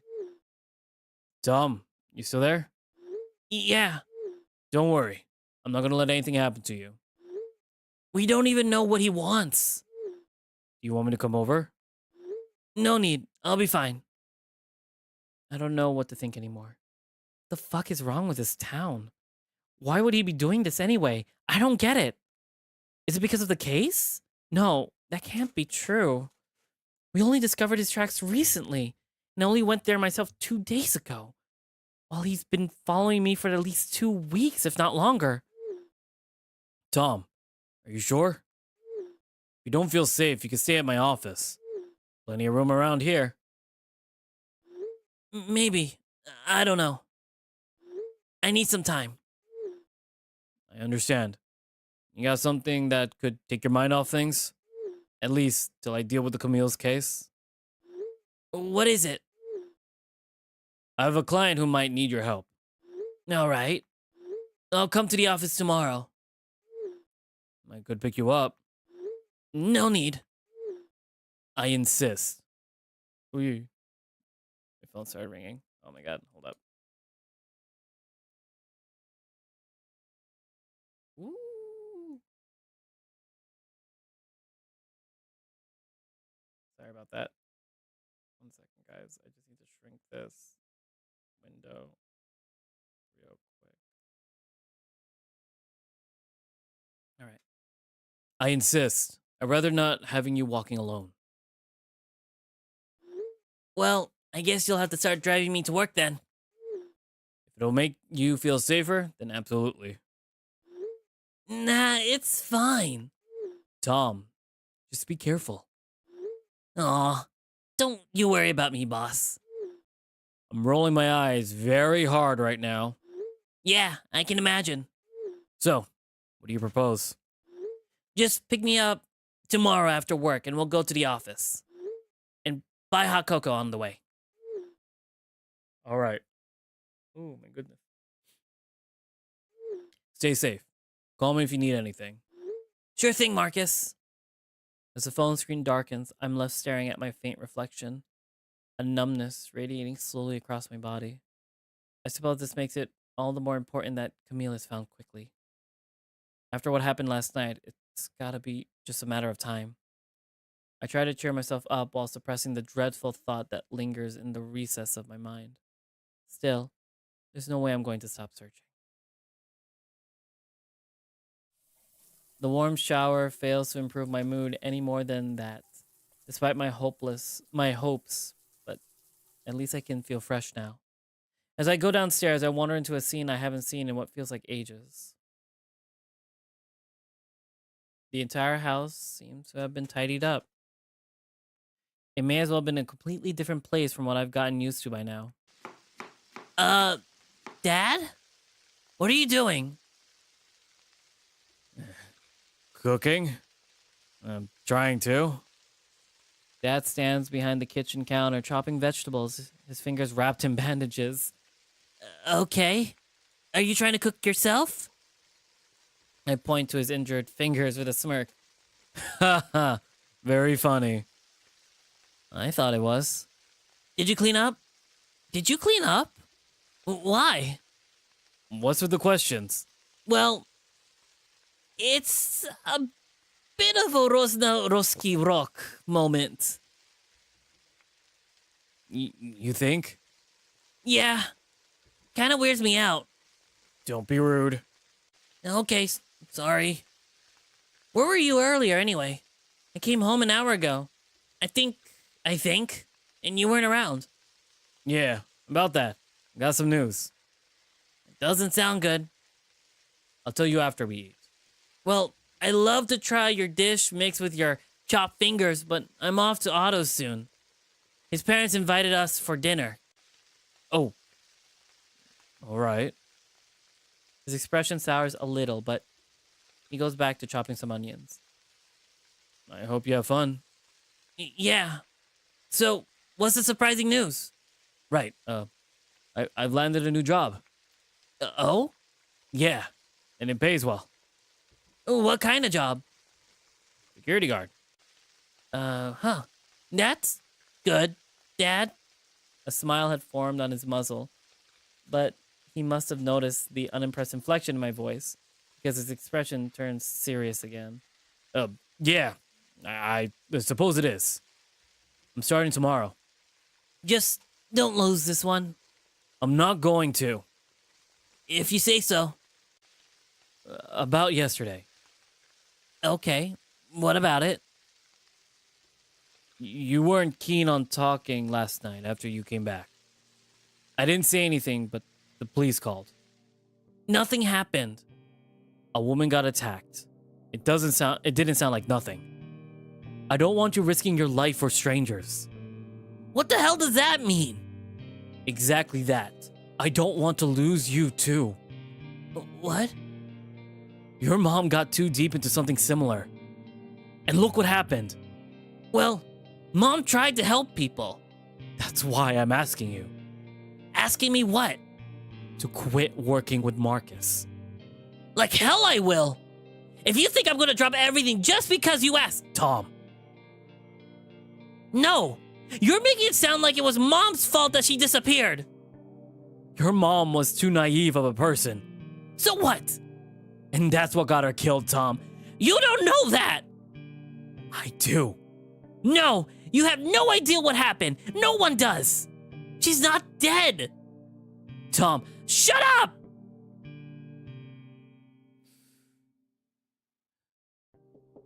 both of us turned towards the door. Frowning, I stepped closer to steal a glance through the people. There's Otto, standing in front of the porch, fixing his unruly hair. I draw in a deep breath in an attempt to calm myself down before swinging the door open. Hey. Heyo! Heyo! Otto is still in his working attire. The outfit looks rugged and gritty, as if he ran here straight after work. Smells like it too. I probably shouldn't mention it to him though. Are you ready to roll? I am. Are you? What? Oh, you mean this? You made Tom sound like he's in agony. I mean, it gave the feeling of like after like working hard to be like your parent, and then like knowing that your mom possibly didn't die for this, like then being told by your father that she's dead outright and you need to quit your job. I feel like it would put a little more agony into it. What? Oh, you mean this? He gestures to the oil stain overalls and I nod. Sorry, I had to dash over here. Dash? Where's your car? Oh, funny thing. It's gone kaput. I see. Sorry, I know I was supposed to pick you up and all. Are you okay with taking the bus or should I call us a taxi? I don't mind riding the bus. In that case, we better get going. My mom already called 5 times saying they're waiting for us. But she seems more excited to see you again.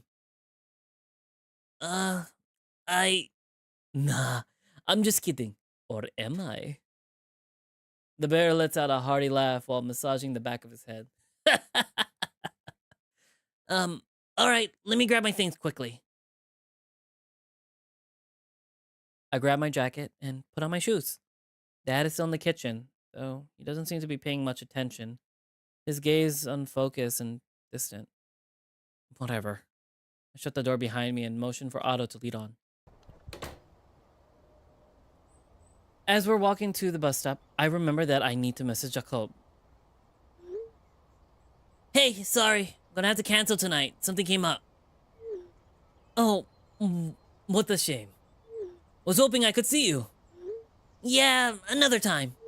We'll see. As I'm putting my phone back into my pocket, an eerie sensation grips me. I turn around as a sinister shiver slithers up my nape. No one is here apart from the two of us, but I can't shake the unsettling notion that Camille may be lurking somewhere. Otto gives me a puzzled look, but I just shake my head and resume walking. Are you looking for something? Oh, nah.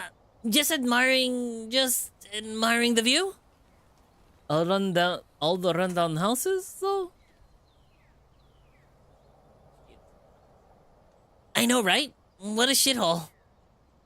I force a laugh as we continue making our way to the bus stop.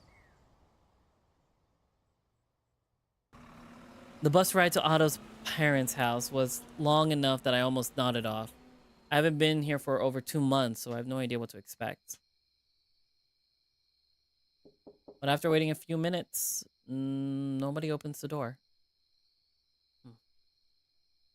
Mom, it's us. Don't you have a key? Oh, I left it at my place. I fidget with my jacket, prompting a questioning look from Otto. I'm nervous. Don't be. My parents love you. That's what I'm nervous about. He raises an eyebrow and opens his mouth to say something. Just then, the door swings open and Otto's mom, Maria, appears in the doorway. Maria. Oginski. Maria Oginski. Ah, you're here! I was worried you wouldn't be able to make it. She glances behind Otto's big frame and spots me hiding behind him. She pushes him out of the way. Oh. Tom, my dear, I'm so happy to see you. She grabs my hand and pulls me in for a hug, almost squeezing the life out of me. Good to see you, Miss Oginski. My voice came out a little breathy. Mom. Oh, sorry, dear. I'm just happy that you're doing all right. You look well. She pinches my forearm, feeling a chunk of flesh under my fur. A bit scrawny and tired looking, but at least you're here. Don't worry, we're going to feed you real good today. Mom, please. What? I'm just excited to serve our guest, is all. I smirk as Otto rolls his eyes. Can we at least enter the house? It's cold out here. Oh, yes, come on in. I shuffle into the small hallway behind the two burly bears. Aw, look at the photos. Oh, look at the baby photos. Oh, Otto was on the soccer team? The football team. Jenk! The boys are here! I'm busy! Their voices roar like thunder, striking one after another. Makes me wish I could cover my ears without looking rude, but Miss Oginski is standing right next to me. Otto puts a hand on his mom's shoulder and pulls her aside. Mom, no yelling. Sorry, boys. I'll make some tea to warm you up. My dogs are barking outside, and I apologize to my wonderful audience for listening in. She starts heading to the kitchen, but stops halfway. Also, Otto, you smell awful, sweetheart. Make sure you take a shower before dinner. Yeah, I had to rush here straight from work. I can tell. Have some tea first, then head on upstairs. You still have some clean clothes here, right? Should be some in my room. I'll be right back with the tea. I wonder what Otto's dad is up to. Sorry about earlier. You know her. Yep, I mean, I kinda expected it. Wonder what Dad is up to. I was just thinking the same thing. Otto gives me a reassuring pat on the head. Let's see, Jenk? Yannick. Yannick? Oh, Yannick. Yannick used to volunteer as a school coach when we were kids and taught us all about all kinds of sports. Though he sometimes overdid it, pushing us to the brink of exhaustion. Anna had always been a sports geek, eager to learn them all. And since I used to spend most of my time with her, I got dragged into it as well. Now that I think about it, Otto was usually on the sidelines. I haven't been visiting the Oginskis nearly as much since coming back from the city, now that Otto and Anna live on their own. We sit on the sofa, and the TV was playing an episode of Nafspulne. Yes. We sit on the sofa. The TV was playing an episode of Naspulne. Otto's smile lights up the room whenever our eyes meet. But then his expression turns more serious as he picks up the remote and turns off the TV. Everything all right? Oh, yeah. I wanted to ask you something. He coughs to clear his throat. Yeah? Well, I don't think there's a right way to ask this. So I'm just gonna... Otto, stop stalling. Yeah, sorry.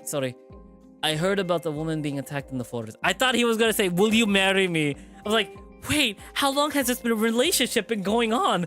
Oh my, I've been spoiled by too many romance novels. There's no better time to ask this, but Tom, will you be my boyfriend? Will you date me? I thought it was going that route. My god. I heard about the woman being attacked in the forest. Oh. Seems like everyone knows about it. News does spread like wildfire here. My workers were talking about some cat and hyena who found her. That would be me and David, yes. He scratches the back of his head, nodding. I'm alright. When I first heard about it, I had the feeling it could be you. Well, your hunch was spot on. I found her in a pretty bad state. Do you know who did it? No, but the police suspect it was her son. Son? I close my eyes and breathe in, trying to keep myself focused. The image of Camille outside my window flashes in my mind anyway. Opening my eyes, I see Otto staring at me. With his head tilted slightly, though he tries to force a smile. Yeah, sorry, Otto. I don't want to talk about it. I understand. Fortunately, Miss Olginski strolls in with 2 cups of tea, saving me from the conversation. Tea for you boys. I know you're both hungry. Don't worry, dinner should be done shortly. She places the tea of the coffee on the coffee table, the cups clinking as she does so. Thank you. Thanks, Mom.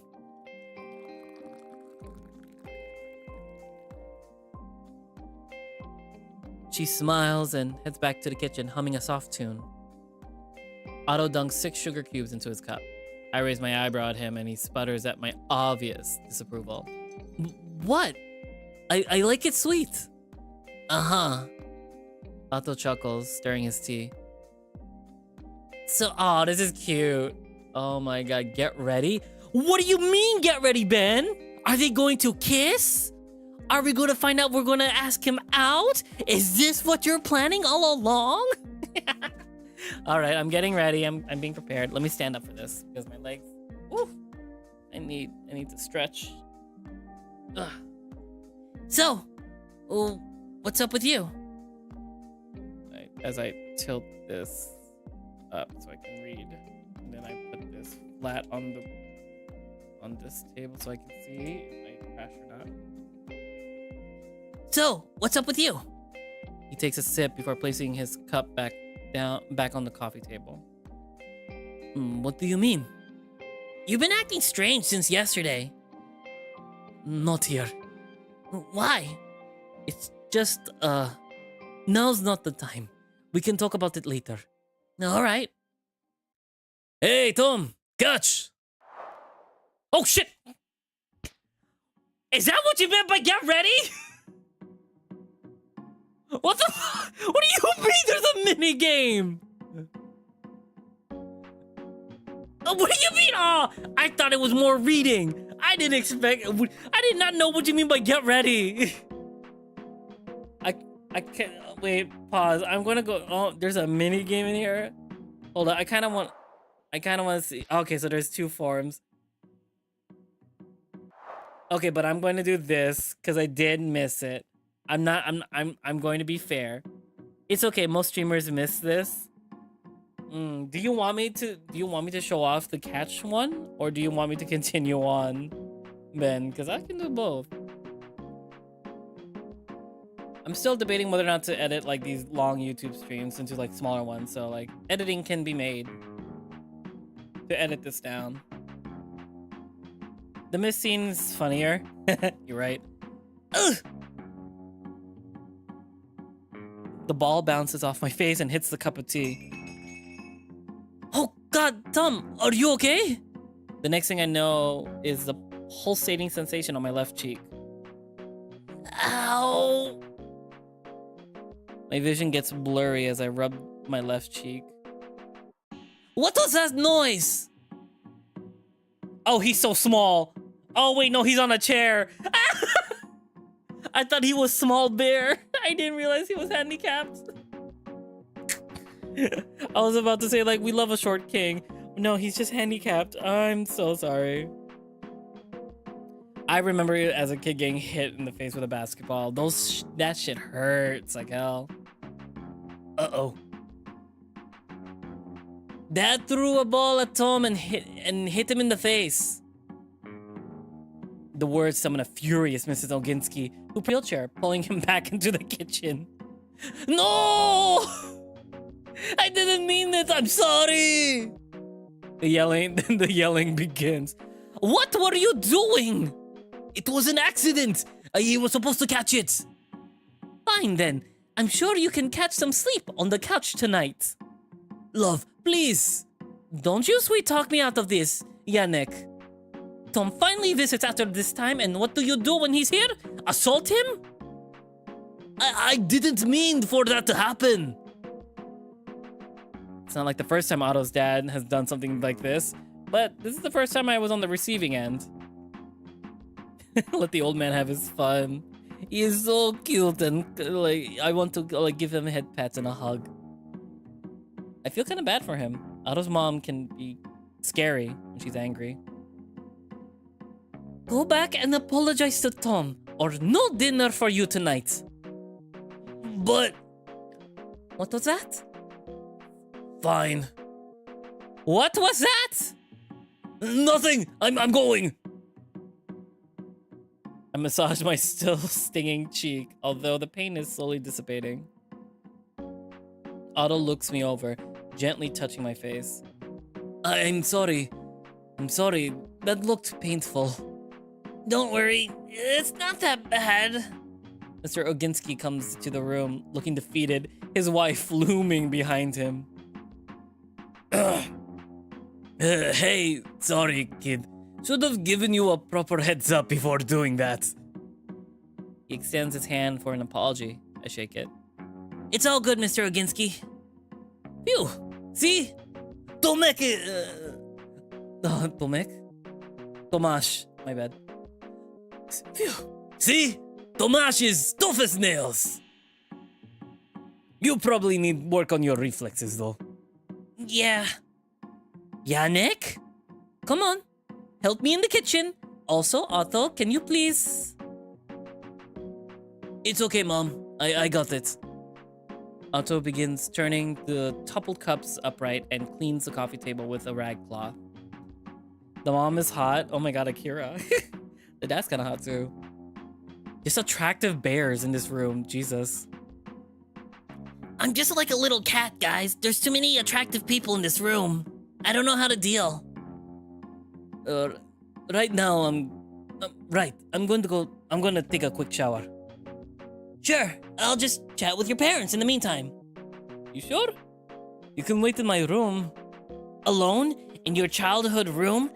Think of all the secrets I could uncover. I don't think you'll find anything interesting there. Pfft, you know me. Otto smiles and scratches the back of his neck as I wink to him. They're flirty. They're just roommates. They're just friends, guys. They're just best friends. History says that they're best friends. Well, alright then. If you're cool with staying here, I'll be back shortly. Yeah, as long as there aren't any more balls coming at me. He shakes his head and goes upstairs with an audible huff before disappearing from view. In the kitchen, Otto's parents are busy preparing the dinner. Given how fragrant the food smells, it probably won't be long.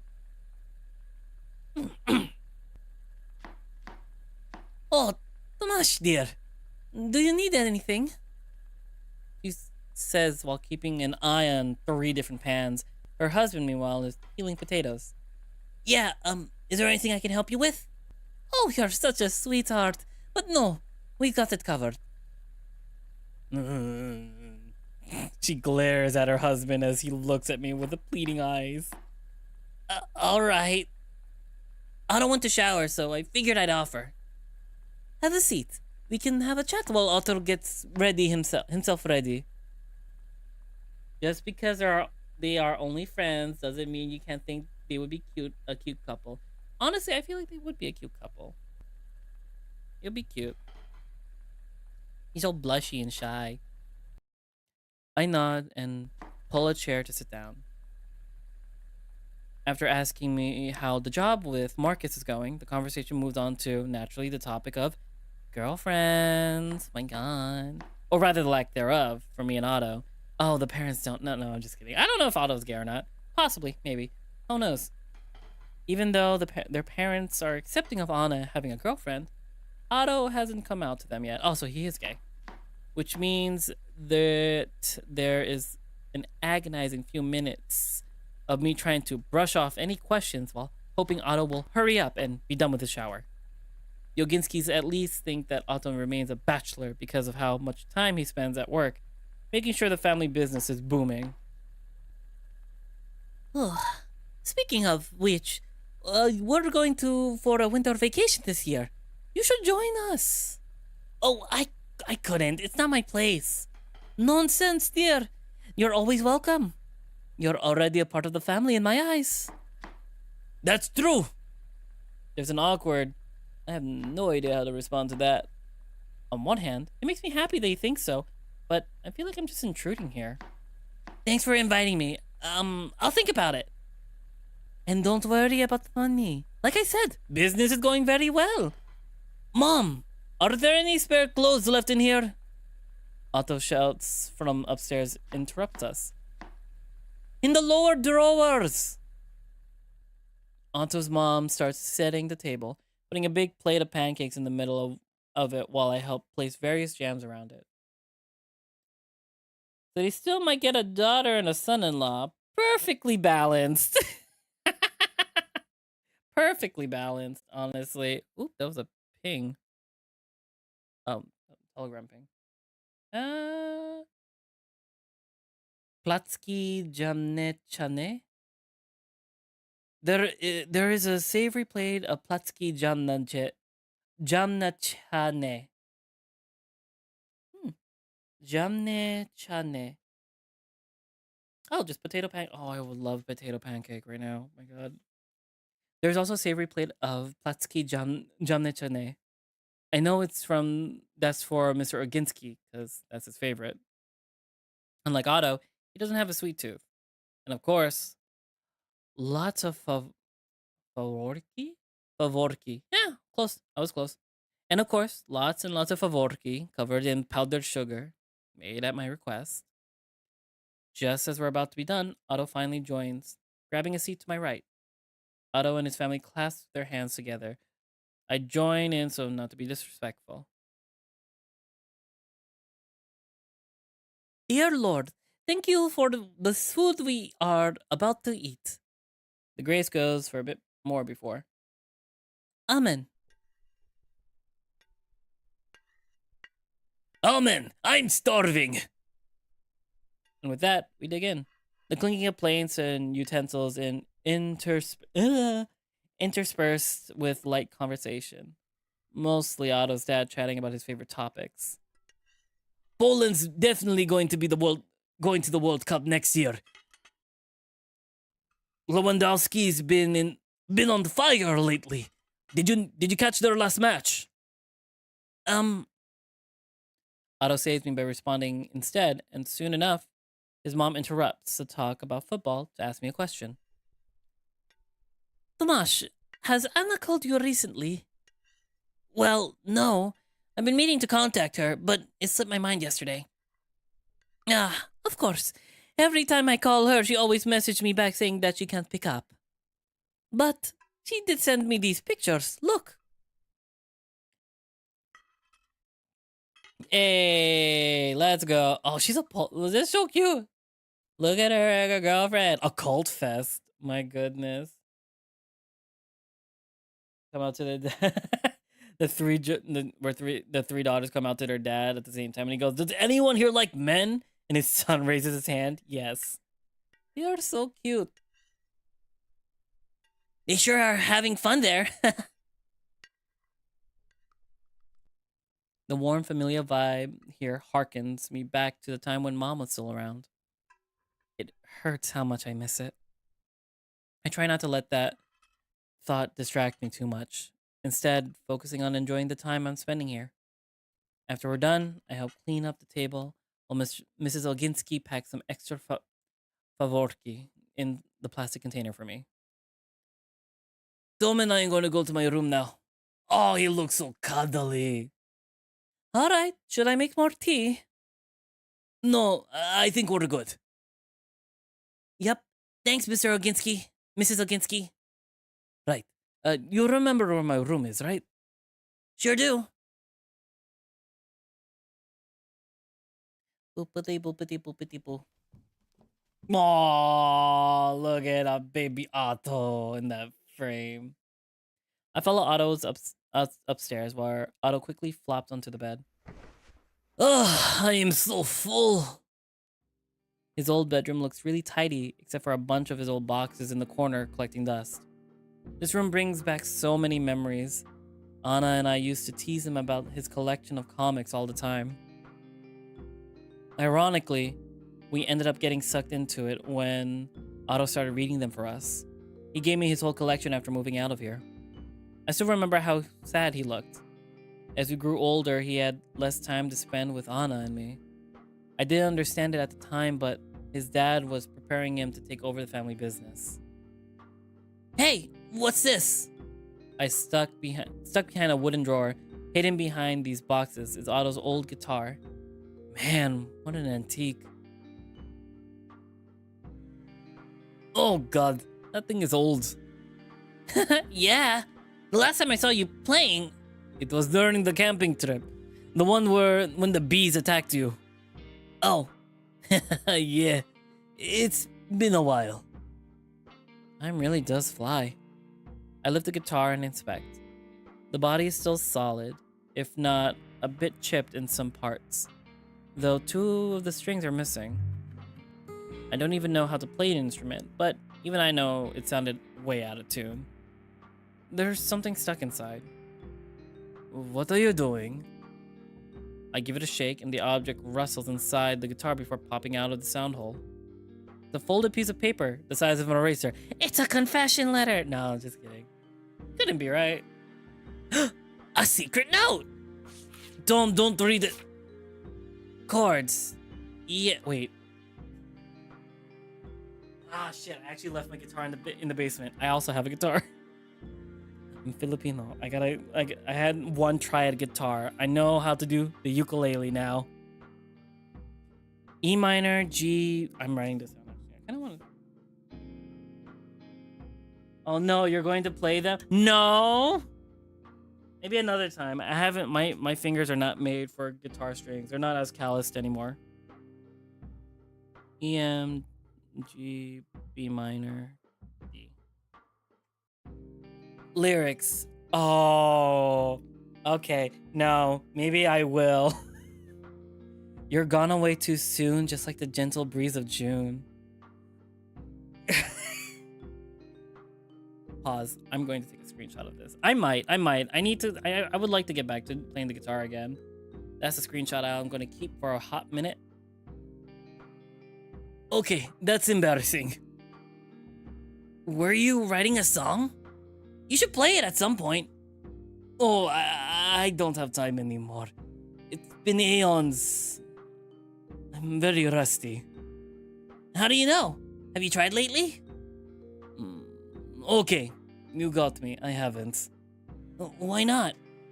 Not a lot of time left to myself nowadays.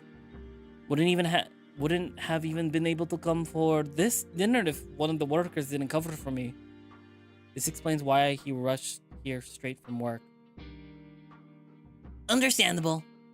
You're helping your parents. I mean, so is Anna. That little shop has been on our mom's side of the family for years. Yet, she doesn't have to worry about anything. I get your point. Otto lowers his head, resting it against his palm. Hey, at least your business is going well. He raises his brows slightly. What? Your parents were talking about it. Actually, business has been super slow. Huh? Yeah, we barely get any big orders these days. Frowning, I put the guitar back in its hiding place and sit down on the edge of the bed. Those things happen, no? Yeah, I guess. I just feel like I wasn't prepared to handle it. He looks away. I put my hand on his shoulder and he closes his eyes and inhales deeply. I assume that's not all that happened. Uh-huh. So what's been going on? I don't want to worry you. Too late. Too late for that, bud. I'm sorry. Don't be. Just tell me. My men were supposed to receive a holiday bonus a few months back. My parents had also already planned a trip. So you overpromised? I really didn't want to disappoint anyone. Yeah, but that's not on you, is it? I'm supposed to be the boss and the son that takes care of his parents. I know where this is going. So, the wolf guy. Loan shark. Fuck, Otto! I know, I fucked up. Why not just go to the bank?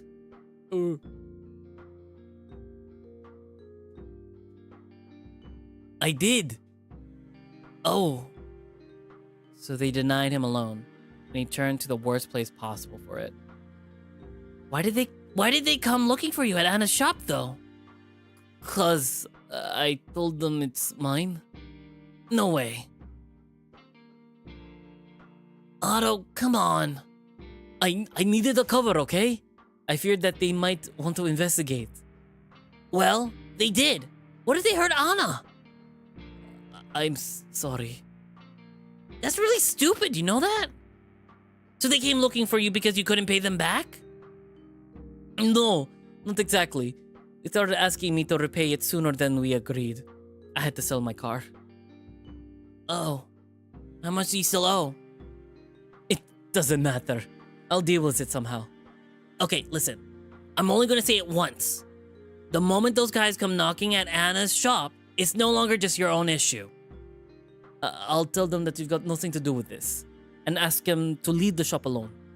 No, that's not what I'm about. That's not what I'm on about. You think I'm gonna stand by while you dig your own grave? I'm not going to wait for someone to find your body somewhere one day.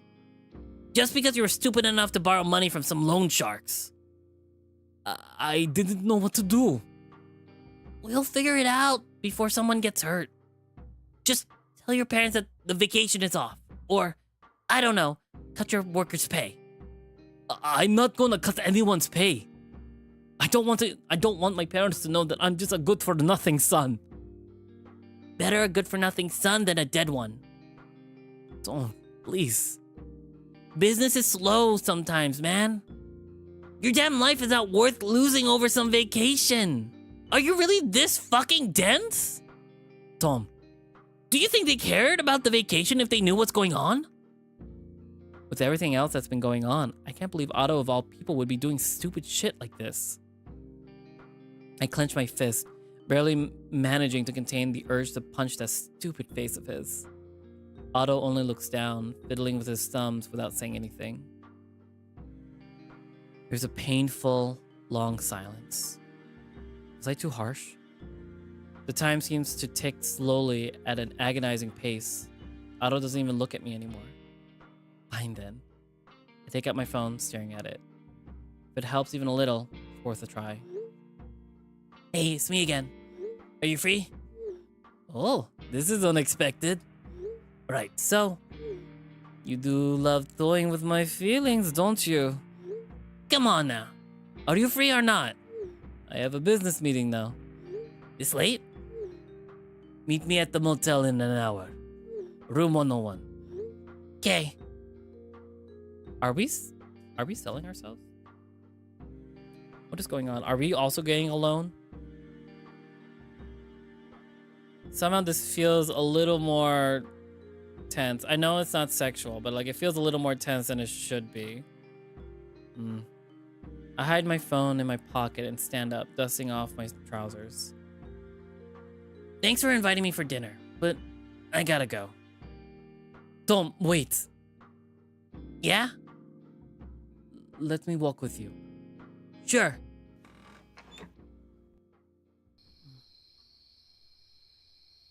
Are we gonna pull out a favor? Is that what's going on? Do we have a pull in something? In the entryway, Otto's mom hugs me and his dad pats me on the back. Come again soon. I'll try. That's good enough answer for me. Good night, dear. You begin walking in the dimly lit road where the streetlights barely reach. Nothing but silence between us. If the sky was this blue and this foggy, I would like it if I was walking with someone. But if I'm walking alone, this will just immediately like, I'm going to be whisked away to Silent Hill and die there. That's how it feels like. Nothing but silence between us. I flick on my phone's flashlight as we pass through the overgrown section of the neighborhood. I direct my flashlight at a bush nearby, but it remains motionless. Tom, are you alright?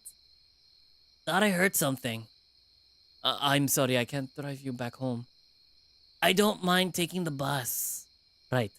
I'll just have to get used to it. Yep. Tom, He puts his hand in his pockets, takes them out again to fidget with his shirt, before finally folding his arms at his chest. Yeah? I've been thinking of something. Something that doesn't involve telling my parents nor screwing the workers. What is it? Uncle Bernard? Oh, I thought your family isn't that close to him. Yeah, but he's still family. Well, his bar is doing pretty well. So worth a try? Yeah, we'll see, I guess. We reached the bus stop after a 10-minute walk. Thanks for coming. Yeah, sure thing. Well, this is kind of awkward, but I was thinking maybe you want to do it again sometime. Visit your parents? Sure, I don't see why not. No, I meant my place? Oh. Yeah, sure. Anna should be back soon, so that would be a good time to hang out. Tom, you're dense! Tom, you're even more dense! He's asking you on a one-on-one date. Possibly. This cat is so fucking dense. Or I could just be overthinking it. Who knows? But it feels like he was gonna ask us, like, on, like, a cute little dinner that he was gonna cook up for us, like a date or something. I don't know. I could be wrong. Don't say anything, Ben. Don't you dare say anything in this chat about that. I want to find out later. Oh my god. Out of size, his mouth slackens. I was right! I meant just the two of us. I could order pizza, or we could go somewhere. Otto can get kind of awkward when it's just the two of us. He's blushing. I have a hunch why he's like that. I hope I'm wrong because he deserves better. Oh no! No, don't say that. You deserve the world, Tom. Well, alright. But only if you're going to act smarter about your problem. Deal. The bus approaches from the intersection. Otto extends his hand for a handshake, but I hug him instead. He chuckles as I step into the bus. I buy a ticket and sit by the window. We wave at each other as the bus drives away. Resting my head against the window, I watch the line of trees blurring together as the bus speeds ahead. So, we are going to end here early for tonight for this visual novel, as we gotta walk the dogs in a few minutes and get some dinner. But tune in next time for more Cienie. Honestly, the more I play, the more I like. Are we going on a date?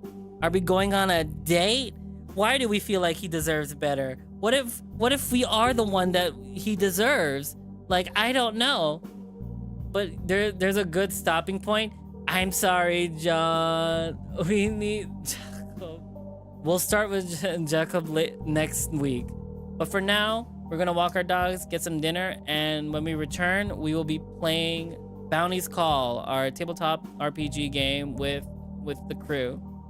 So, if you guys want to join in on the waiting end, I will put a link in the YouTube chat below, and for those on the Twitch end, you can also wait. Let me see if I can get this activated real quick. Hold the phone, because we also have to do a lot of things. But yeah, so everyone, stand up, stretch, get some water, and get some food. We'll be right back in 1 hour for Bounty's Call. Yeah, everyone, I'm watching you. I know when you're not using the bathroom and eating your foods. So yeah, we'll be right back. All right? And for the YouTube side, make sure to like, comment, and subscribe, and hit that bell icon. Leave a comment. Do you think we're going on a date with this bear? Maybe. Possibly. Who knows? We'll see. Bye. Stay comfy and cozy. Woo-woo.